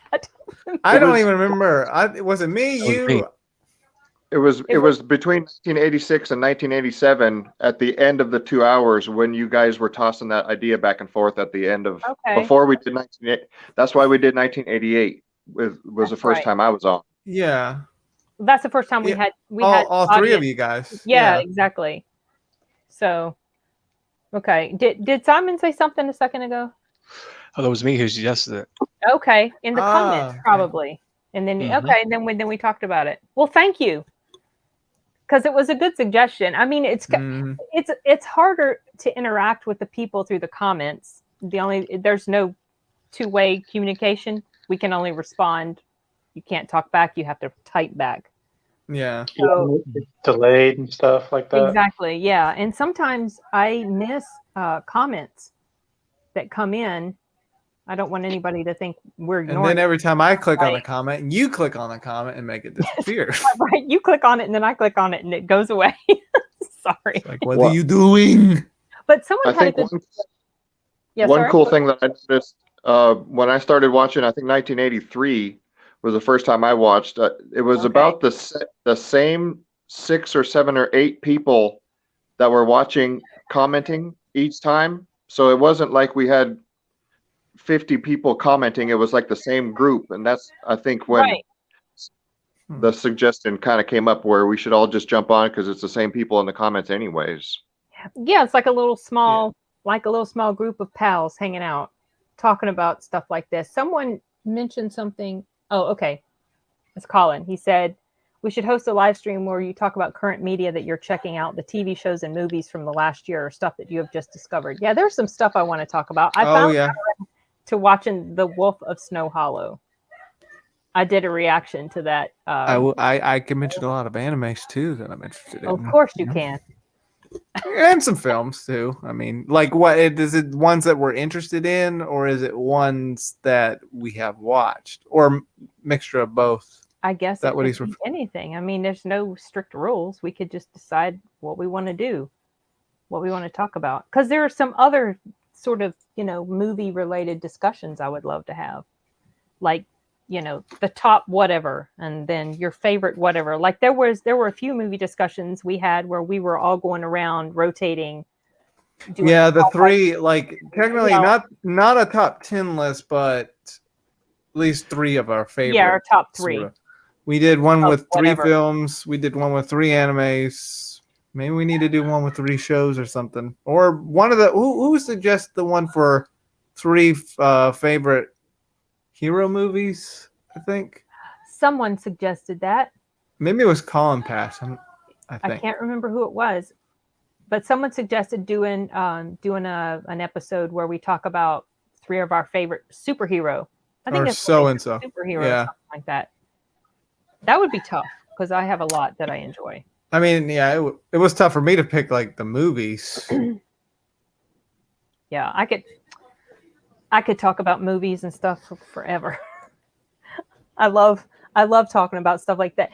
But actually, a lot of my movie related videos, they don't do as well as far as, engagement with the audience, because most people seem to be interested in the comedy reactions and stuff like that. So I do those. I enjoy those. Sometimes they kind of wear me out a little bit because I get a little bit I get kind of really invested in what I'm talking about, and it stirs me up, and sometimes it annoys me, and it's like, I don't think I want to film another one tonight. I'm tired. I'm ready to watch something. I like how you change it up. I like how you change it up and do reactions on different things instead of just comedy. Yeah. Yeah, it's kind of it's sort of what I'm in the mood for at the time. So it's just, what do I feel like? Yep. You know, do I feel like something serious? There's a lot of serious sort of stuff I want to get around to watching, but I'm not always in the mood. Yeah, I mean, you got to be on the right mindset. I'm terrible at being a good planner. It's just, what do I feel like doing right now? Me too. Like what Shia LaBeouf said, do it. Just do it. Do it. It would be forced if I tried to make some sort of regimented schedule for myself. It would be forced and it wouldn't feel natural. So. Yeah, see, in the 90s, I come up with my motto when my friends ask me what I want to do. Is my plans are to have no plans. That's my plan. Whatever I feel like at that very moment, that's what I'm doing. Yeah. Yeah. With me and my mom, we always schedule things for doing this, and this. For like what we've been doing for this series, I mean, usually I had to get everybody's schedule and make sure things were all set and pick a good date. Sometimes you have to schedule some stuff. Like this obviously has to be scheduled and coordinated with everybody. But as far as content, I would like to just sporadic. Do whatever. I would like to do whatever I feel like doing, but the problem is if I do that, then I won't really get much done, you know. You kind of have to make yourself do so and so. Yeah. Schedule yourself. Do it. Well, I guess when I talk about scheduling, I'm referring more to content. I obviously do schedule to watch videos and put content out, but I mean like what I want to do. I'm not good at planning out. Okay, on Monday I want to do a comedy reaction. On Tuesday I want to do this. On Wednesday I want to do an interview. I don't do that. I do sort of have like on Fridays those are the days that I schedule for putting interviews up. If I've got an interview, you know, that I've done with somebody. Aurelia. Can you guys hear that? I even messaged her and told her early on, you're being loud. She says, sorry. She doesn't care. Oh my gosh. Oh goodness. Okay. Well, we need to come up with hold on. I was trying to see if there's new comments. Well, how would we rate I wish more people would No, you don't have to stop talking, Colin. Don't do that. And in fact, if you ever want to join us, if you ever want to join us on one of these streams, you can message me and we'll have you on if you're interested to join us now. Chat, talk about whatever. Colin, you can find my email in my about section of my YouTube page. You have to go and do a little CAPTCHA thing and it'll pop it up and you can message me there if anybody ever wants to try to do it sometime. I did not find your email on YouTube, but I found it on your Facebook page. So were you trying to find it on your mobile app? Okay. For some reason, you had that trouble too, Glenn. The mobile app won't let you find a person's email that way. You would have to use a browser on the phone to go to youtube.com. But it's on the Facebook page too. That's why I'm on Facebook and Twitter. I don't think I have my email on Twitter, but I can be found. You can find me there. I mean, whoever's watching can find me there if you want to email me. But I haven't checked out your Facebook yet. I've just been following you on YouTube so far. It's my Facebook is mostly just the same thing I put on YouTube. It just transfers to Facebook. That's it. And Twitter's kind of the same thing. Every once in a while, I'll share some of my brother's artwork on Twitter. Or did Colin Pass not see what you said to him? Oh, said he was.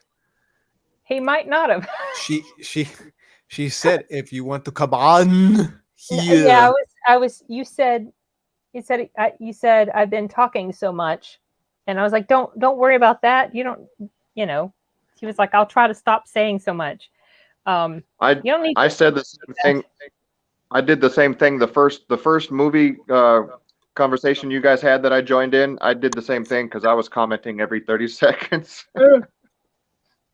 Well, because you're responding to what's being talked about. Okay, what I had mentioned is let me try to remember what I had mentioned. I'm really bad about that. I just said don't worry about commenting. It's fine. And then I said, if you were ever interested to join us on any of these conversations, you can email me. And whenever we have another, discussion like this, I can send you the StreamYard link. We can hold up to 10. 10 is the most that we can hold. But as you see, the more we have, the harder it is sometimes for. And then on top of that, I don't know how many of my friends. Yeah. Come on. Sometimes it's really hard to coordinate with them because they don't always respond when you tell them. Yeah, like I usually want to get an update on things, but we usually tend to like wait, and it's a bit of a hassle. Yeah. Well, you have that group, and you message in the group, and you say what days work out good, and then nobody replies. It's like, okay, I don't know when we're going to do this thing, but like Matt Ron, I guess the reason he never responded was because he wouldn't be able to join. He did say right before the stream that he would not be able to join. I'm going to assume most people that don't reply to this, maybe they just can't make it. Yeah. It's fine if you can't. Yeah, it's good to know because we don't want to schedule and then find out, I would have come on, but whatever. But I do want to ask one last thing before we close this. So, how would we rank or rate 1989?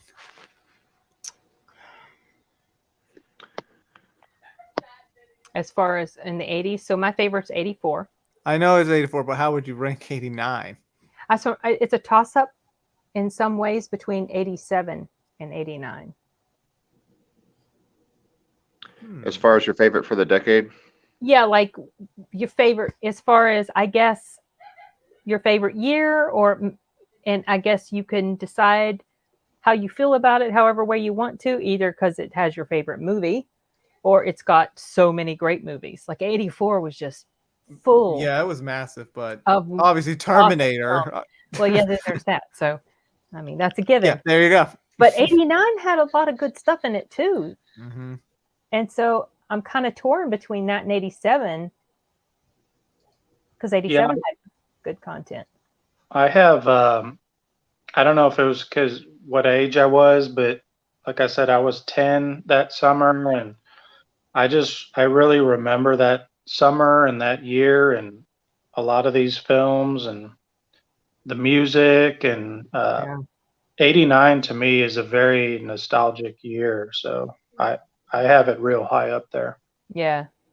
Was also you were 10 in 89? Yeah. I was born in 78. I was 10 in 89 as well. Oh, wow. You guys are practically the same age. So I guess you would rank it like the end of it's the end of the 80s, and the thought of 1990 was kind of like, oh, we're not in the 80s anymore. What are the 90s going to bring? So, I would say, oh, sorry, go ahead, Joe. I was going to say, I know we don't talk a whole lot about music, but I would be remiss if I didn't bring up the hugeness of Milli Vanilli in 1989. Oh yeah. That was 89 or 89. Oh wow.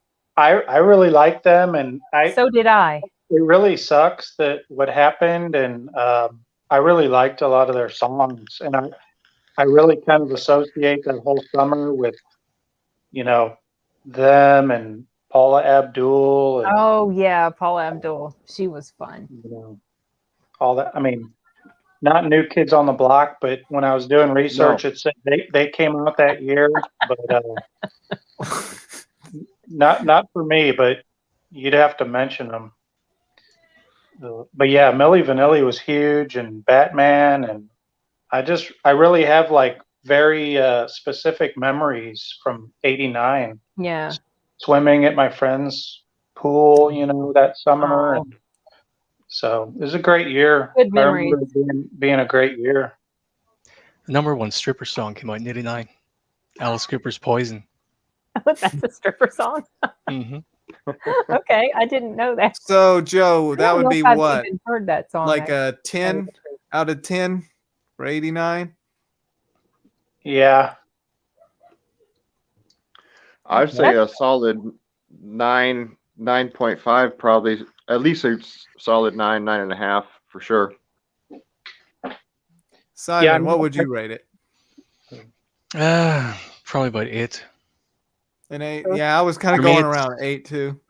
Yeah, for me it's 87, 82, 84, 89. Okay. And Mom, what would you rate it? Probably around the same, 8, 8.5. It's on up there for sure. Yeah. There's a lot of, like, when I think of, so I forgot a lot of the years that some of these films that I really enjoyed came out. But when you stop and think about it, that kind of helps me zero in on favorite year as far as the decade of the 80s goes. But obviously, when I think of films from the 80s, 84 and 87 pop out at me the most, just because Lost Boys and Terminator, right? But that's But then there's also all these other films from 89. It's funny because whenever I think of these specific years in the 80s, I only think of the specific films that were, really popular. Indiana Jones, Terminator, all that. I would say through this series, now this episode was actually pre-recorded and I've edited it. Problem is I'm dealing with copyright stuff, but this was pre-recorded. When we did 1980, I was not expecting how much we got that year. It was crazy. Right. I was thinking it would be just a little bit here and there, Empire Strikes Back. Yeah, that was a big deal. The Shining and all that, but no, it was massive. Because the only thing I think of in certain years is the more popular films. Because every year has a film that's either generic or not heard of. I think 80 has the best comedy of all time, which is Airplane. Oh, yeah, we talked about Airplane when we did that episode. That's right. That was the one that we. That was the one episode we never live streamed. That it was pre-recorded. Wait, I thought we pre-recorded. Wait, what was our first live stream one? 81. Really? We live streamed? Yeah, we pre-recorded 80. Yeah, and we live streamed 81. Seriously? Mm-hmm. Yep. Now, we live streamed on your channel. That's why. What? We live streamed 81 and 80. I think we didn't live stream my channel until like 83. Oh, yeah. Because I had suggested to you, I'd said to you, you should live stream to my channel, and you're like, I want to live stream to you. You were live streaming to Facebook, and did you live stream to Twitch? Twitch. And then you live streamed here. I think 80 then we did the first time I remember you guys doing live. So that's it was the first time we did live on my channel. That's probably why. Yeah, the others we did on your that's why. This platform that we're using can stream simultaneously on different channels, but it's only limited to 3, so it's able to stream on mine, my mom, and my cousin we Corey. Stream it to Corey's as well. Yeah. So. But out of all of them, 80 was the only one we never did a live stream for. Right. But that one was the one that surprised me the most as far as how many good films were. And 81 was kind of a little bit, like, not as much as I was hoping. Except, Raiders. Raiders, was that one? Oh, yeah, 81. Oh, man. The 80s. Y'all, the 80s was forever ago now.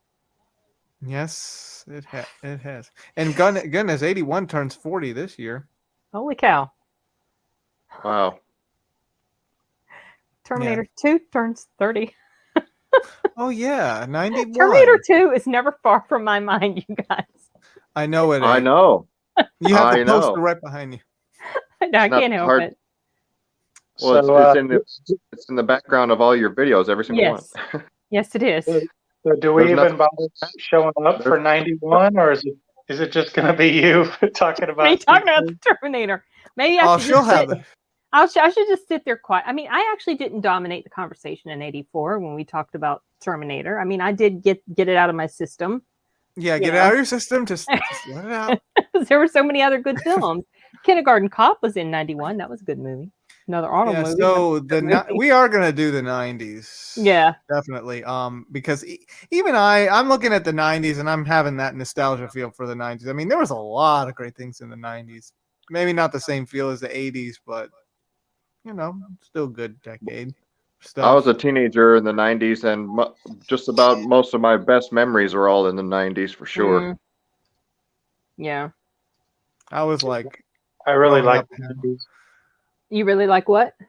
I really like the 90s. Yeah, the 90s, it feels like the 80s Different and time, 90s.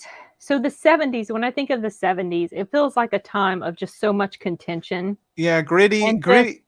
Yeah. But just in general with the country, you know, and everything. And it feels like the 80s and 90s were almost like a time of innocence in a way. And then the 2000s came along and 2001 happened. And it feels like when I think of my life, you know, and I split it up into different things, that is one of the huge benchmarks that before 9/11, after 9/11.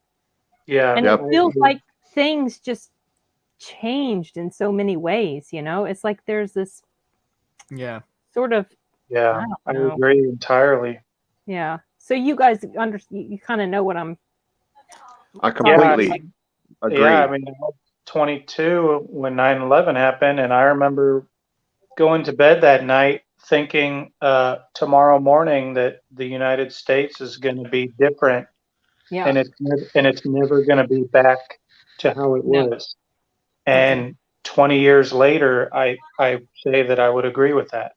Yeah, honestly, but I'd never had that feeling in my life, you know. Yeah. But I remember laying down in bed that night, having that thought that it's everything never going to be the same. And it was. And that's exactly how I felt as well. And really, you could say the 2000 and the first 3/4 of 2001 really was kind of part of the 90s, really. Yeah. Because really the cutoff wasn't 2000; it was 9/11, 2001. Yep. Yeah. Yeah. I completely agree. Completely. It very and clearly. I feel like the same way with the pandemic. Like ever since it started last year. Yeah, it feels like another. It feels like another. Yep. Except I'm old enough to know that things will also not be the same as what happened in 2001. And I'm thinking, you know, I kind of want to go back to the days prior to all that, like the 80s. And I think that's why we're looking back on the 80s and 90s with so much fondness. You know, it's just there have been so many these two major awful things that have happened that have affected I mean, I feel like 9/11 affected the world too, not just the U.S. But but the pandemic was this is like a widespread. Yeah, I know. That's what I was saying. Like two major things. Like they're both a huge deal. And it's just. But don't you guys feel like you get this cozy feeling when you sit down and watch something from back then? While we're all still in the house. Like back when life was a little bit. It takes me right back to that time. Easier. Yeah. Like I want to play old 90s games from back then because I may not have never played those when I was growing up at the time, but I don't know, you just get that feeling like those were the days before all that, you know. All right. It's even worse with me. I will literally watch like old commercials from like the 90s, like the early 90s and stuff. Doesn't that make you feel like that's just so 80s commercials? Kind of bittersweet. 80s commercials for the NES.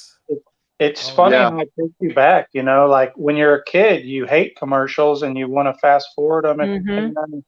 But now, I mean, sometimes I'll pop on a video and it just takes you back, you know, like nothing else does. Right. Yeah, that's the true. 2000 commercials, like I still have some nostalgia for some of the 2000s, like some of the years in the 2000s. It is those commercials are like time capsules in a way. Yeah.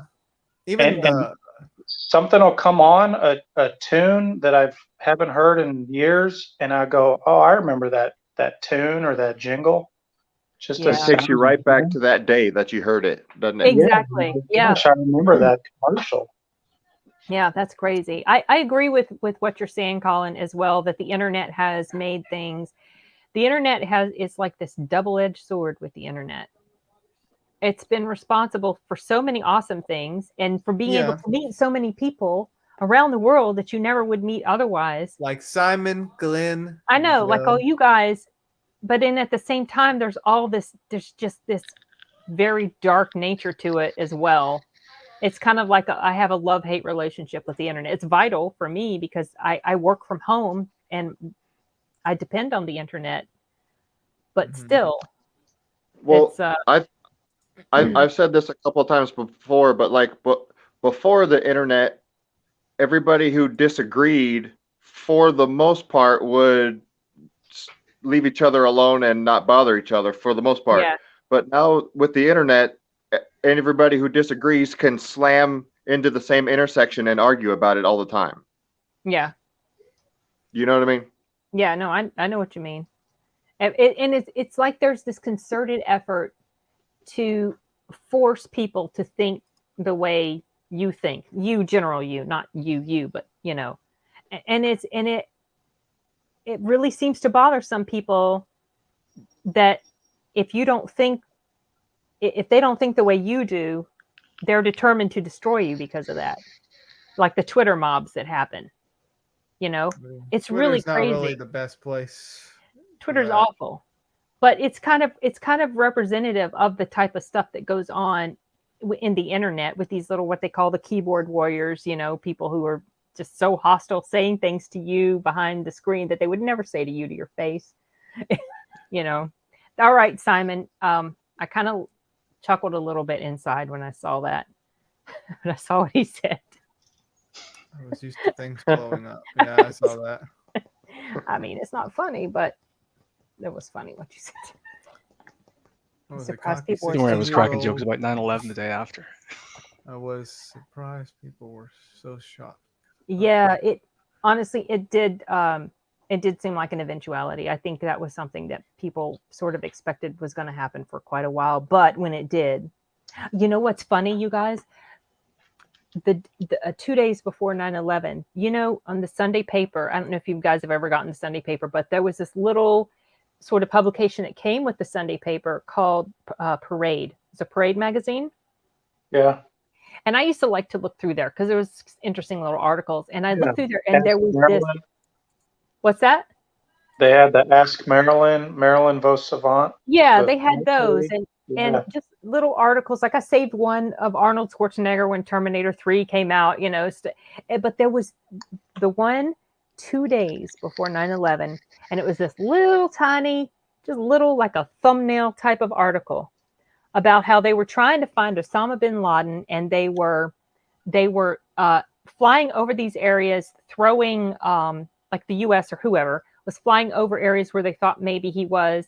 And they were throwing down matchbooks with like asking for people to basically give them tips on Osama bin Laden. And then 2 days after that was when the 9/11 happened. It was so eerie. I never forgot. I remember noticing that because I guess we knew of him for some reason. I even was aware of his name. I was aware of his name, but it was just so eerie that little thing would show up in the paper. And then 9/11 happened. You know, the one bad thing that happened in the 90s, same year I was born, was that airplane explosion over New York. Yeah, Flight 8, was it 800?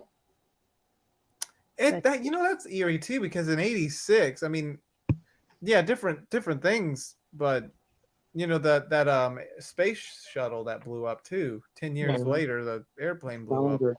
Oh, speaking of 89, the Exxon Valdez leaked all that oil. That was right. 89. Oh, goodness. That's right. I remember listening to the news about that, and that was a big, huge deal. Wasn't the captain, they found out he was drinking? Yes, he was drunk.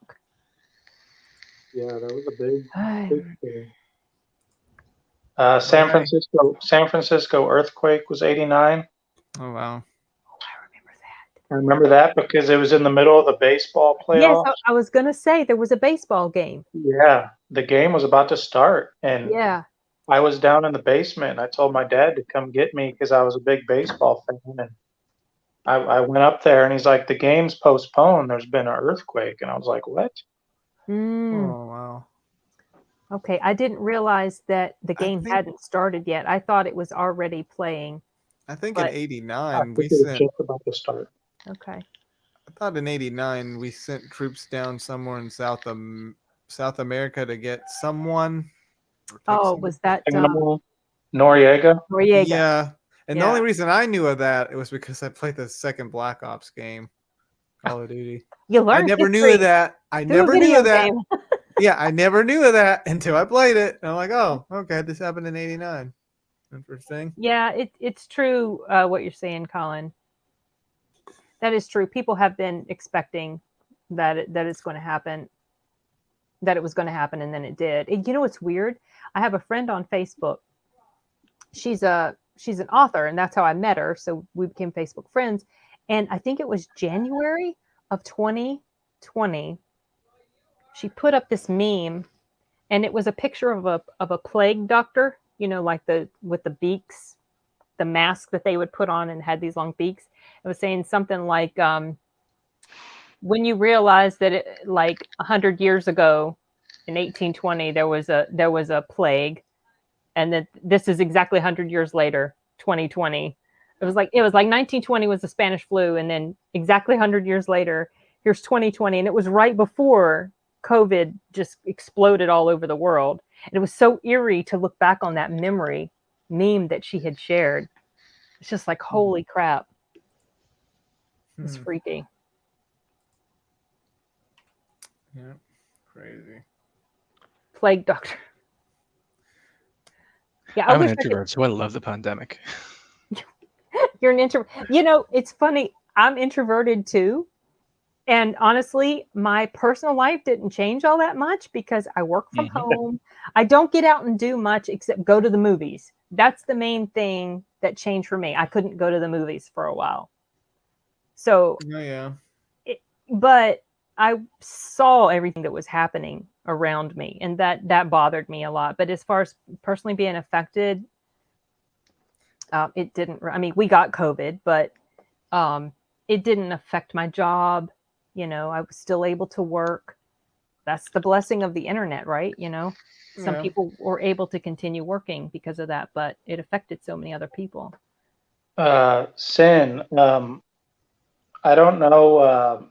I don't know where you're at, but where I live, drive-in theaters are becoming very popular. Yes. And are they doing that around you? They are doing that around me, but the closest one here, well, except our theaters have opened again, but the closest drive-in theater, yeah, they have. Our closest drive-in theater is about 40, 45, or 50 minutes away, so a little bit too far, but they were booming. And what's that?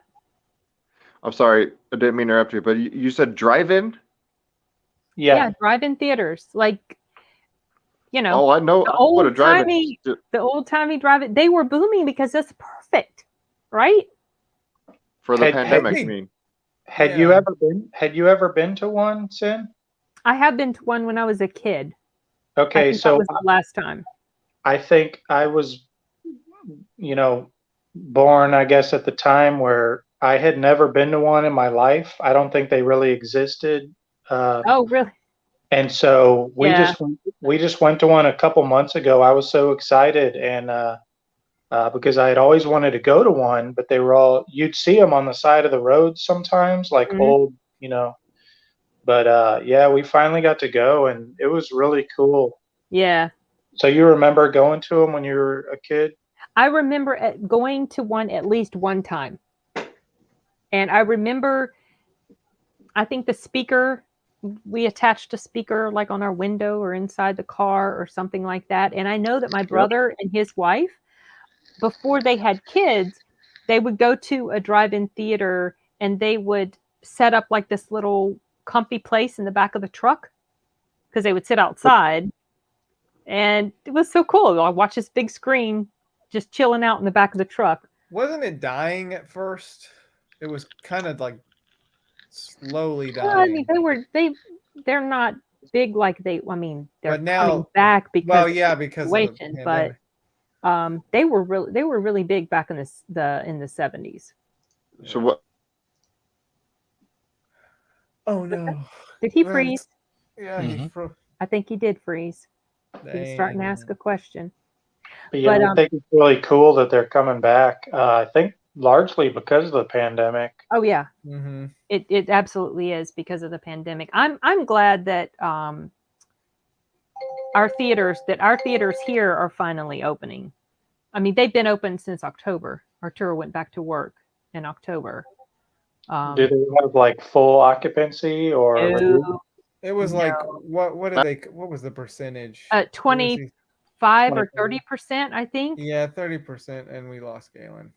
Or sorry, Glenn. Not Galen. I keep getting sorry. I get my friend Galen mixed with Glenn's name. Goodness. Yeah, it's. I think they're increasing the occupancy now, or at least increasing the time. They're working me pretty early Saturdays. That means that it'll probably be a little bit. Oh, sorry, a little packed then. Oh, you work at the theater?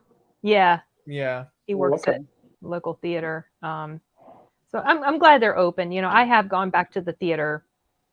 I can't remember what the first movie we went to go see on the big screen. And Glenn looks like he's frozen again. Is he frozen? No, he's moving now. There you go. He's moving. Okay, there you All go. the theaters here are gone. Oh. I think I'm sorry. Oh, he froze. Sorry, when I was a kid, I've been to the drive-in probably 100 times. We used to go the whole family would go. Like 4 or 5 carloads of cousins, brothers, sisters, uncles. We'd all go together, and we used to always take the pickup truck. So we would turn the truck around and drop the tailgate. We'd take all the blankets and pillows, and we'd fill up the truck and drop the tailgate. And there'd be 4 or 5 or 6 of us in the back of each car, and we would be 4 or 5 cars deep. And or we would go by ourselves, but we would always take the pickup truck and fill it full of blankets and pillows. And it was awesome. It was so cool. Yeah, that's how well, that's like how my brother and his wife would do with the pickup, put all the stuff in the back of the pickup and watch it that way. That sounds like y'all had a lot of fun. Yeah. Cool. Free movies is he did get free movies, but I've been kind of wanted to like just buy the tickets just to help, you know, the economy, the company and all that. Yeah, we haven't asked for a free pass for you since you went back, like because he could get a free pass and then he could get a pass for one other person. And so then we would, if we had 3 people, we would just pay the extra. But we haven't asked for free passes since he came back because we just kind of want to help support the theater, you know, the movie as much as we can. The private watch parties have been doing really well. Yeah, they have. But goodness, those kids really wrecked the place. The kids are the worst, right? Well, it was worse last Sunday. Yeah, I love the movies too, Colin. That was, I really hope that some people are concerned that the big chains or that just movies, movie theaters in general are going to completely be destroyed. I hope not. I hope not. I like the ones where you can order dinner inside while you're watching the movie. Yeah, that's like the type that he works at. Yeah, really nice. Yeah, they sell hamburger, hot dogs. They have a full Brussels menu sprouts, and everything. Fries, sprouts. That's right. Brussels sprouts is on the menu. Quesadilla. Yeah. Yeah, it depends. Typically, when we usually go to see something, we go on what we call cheapy day. Just like on Tuesdays, where they only charge $6, which is not bad. But yeah, it can be expensive to go for sure. Colin says, "Sounds like a good time, Glenn. I miss outside fun with friends like that." Yeah. No, you missed the days. Oh, it was blast. Oh, I bet it was. Like movies to see with an audience and see on a real big screen. Yeah, if you only go a few times a year, or if you happen to go to a theater where they have one day of the week where they have discounted prices, or if you go during matinee. Well, I will say the one thing I don't like in a movie experience is some person causing a bit too much noise. Yeah, you might have those type of people, which is it's annoying. But talking through the movie, or using their phone. But if you go during matinee, a lot of times that's when people are working. So it's not quite as crowded. So, boy, we spread out and we've gone on 3 hours. Holy cow, 3 hours. I'm just sitting here thinking what movie I want to go see. I'm sitting here wishing that the Snyder Cut would come to the big screen. I thought it was. I don't think it's been settled. I don't think it's going to come to the big screen. So you guys mentioned that the theaters are open in your area. I'll have to check my area. Well, I know that Cinemark, the company Cinemark. Yeah. So they might have opened up. I know it might depend on the state, because I think like in California, or at least in my brother's area, I don't think the theaters are open. I think Glenn froze again. I froze again. I'm going to come back and just be on the audio. Okay. But I think something that happened in California, according to my brother, was that the governor said the theaters can open, but they can't sell concessions, which anybody who knows about the theaters knows that that's how they make most of their money, is through concessions. So then they said, well, then we can't open. So they haven't opened. At least, are you going to add him, Arturo, or should I? Oh, I can, yeah. Okay. There we go. So I think that's probably one of the main reasons why the theaters in California, at least, are closed. And I have a friend who's from Washington State, and in his area, all the theaters are closed down still. So yeah, I imagine they'll probably be closed here for a while, because I haven't heard of them being open or. Yeah, anything. They might not be. They might not be. Yeah, every state is different. Yeah.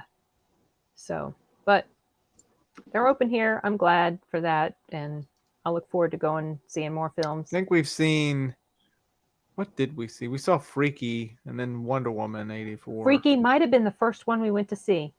Yeah, and then Wonder Woman 84. Wonder Woman 84. I think that might have been it. I know we brought an anime movie there that I would have liked to see, but I hadn't caught up to the series, so I missed my chance there. Right. Yeah. Anyway. Well, I will say this. We will do...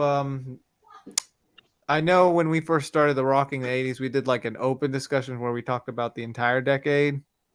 And so we'll do it again with the 90s, and then we're going to break the years down after doing the open discussion. Yeah, it's nice. That's a good idea. So I think it's going to be fun. Another fun decade to explore. Trash Party? No, I have not ever done that, but I know what you're talking about. Yeah, it does look... I actually might go see that on the big screen. We'll see. King Kong. I feel like I need to rewatch those films again. I never fully watched the last one that came out. Yeah. So anyway. But yeah, I think the 90s are going to be fun. Yeah. Oh yeah. I got to catch up on a lot of stuff.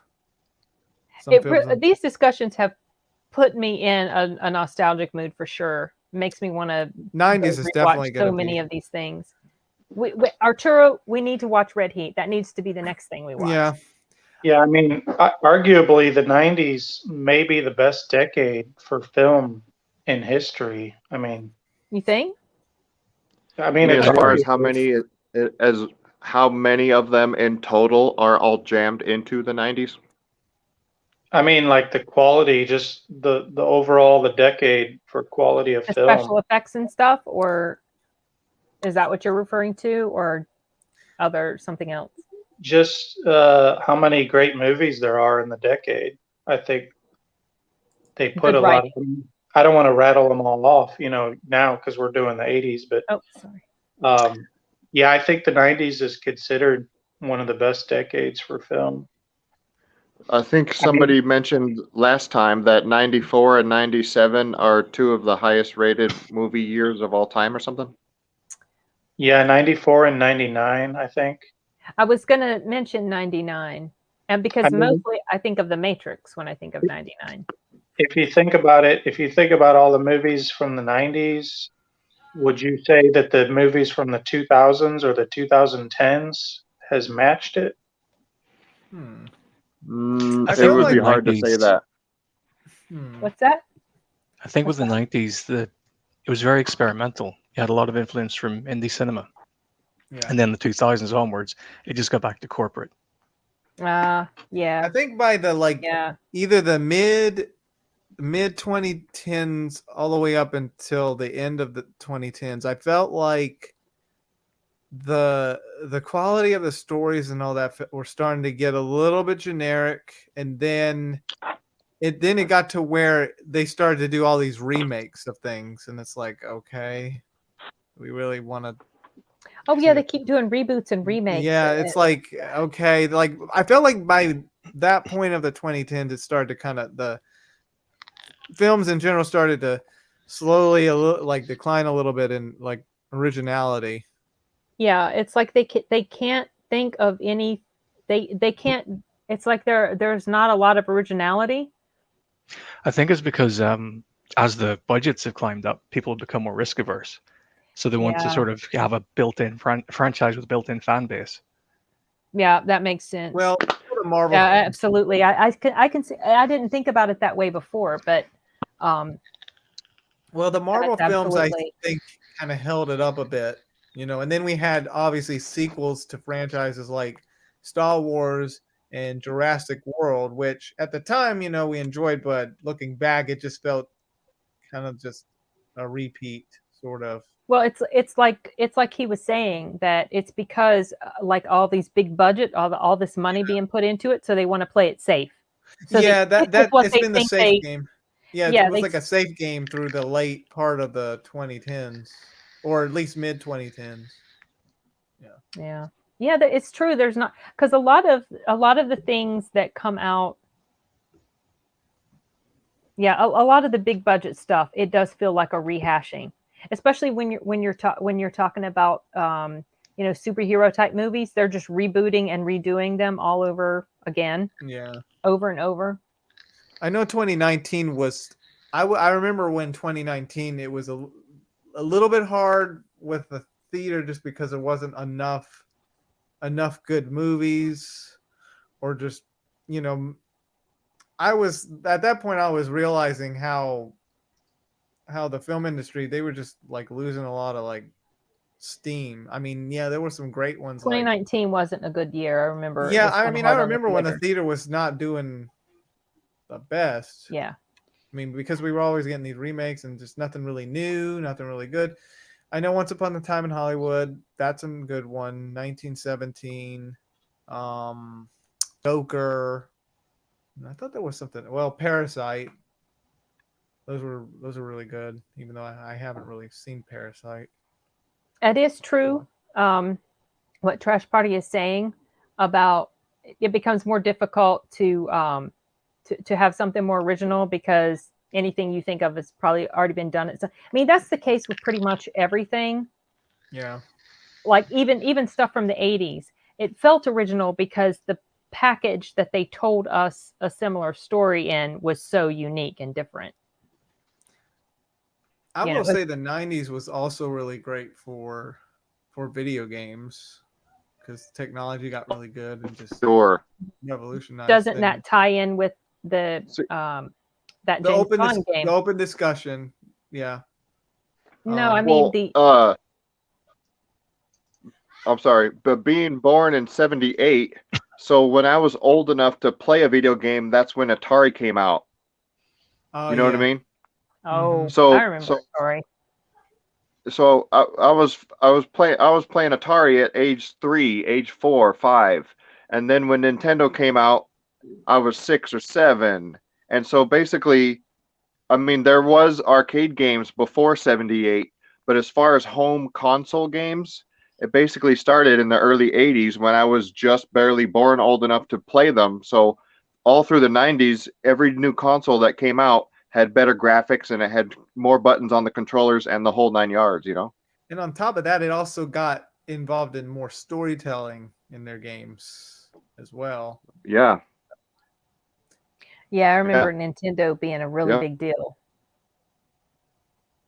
Yeah, kind of the big bang for video games, in my opinion. Yeah, they basically saved the game industry, well, at least over here, because of ET game. Yeah, we had the Atari as well, and after we got the Nintendo, it was so much better than the Atari that my brother and I we packed it up with all of our games and we gave it to our cousin on one of his birthdays.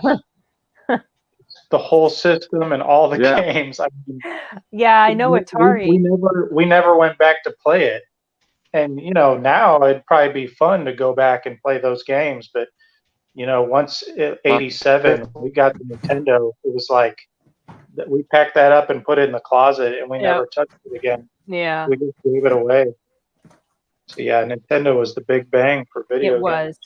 I remember we got that first initial, you know, the console with the Mario and the Duck Hunt. You had, you know, it's funny because so my mom's, her dad had their old NES. Yeah, he got the original Super Mario Bros. 3 and another. I'm like, you guys had that the whole time, and I didn't even know. And you didn't even know about it. He shoved it away somewhere. Is it Mario that brought the western side of the world out of the video game crash? Wasn't it Mario? Yeah, it was Mario. Yeah. You were saying how the ET game almost ruined the gaming industry. Oh, yeah, over here it did. Yeah. It was not good. That was early 80s. Yeah. Another thing. Well, you remember why ET was so horrible, don't you? Yeah. What? Why it was so horrible? I watched. I seen a video in the last 4 or 5 months about the game ET.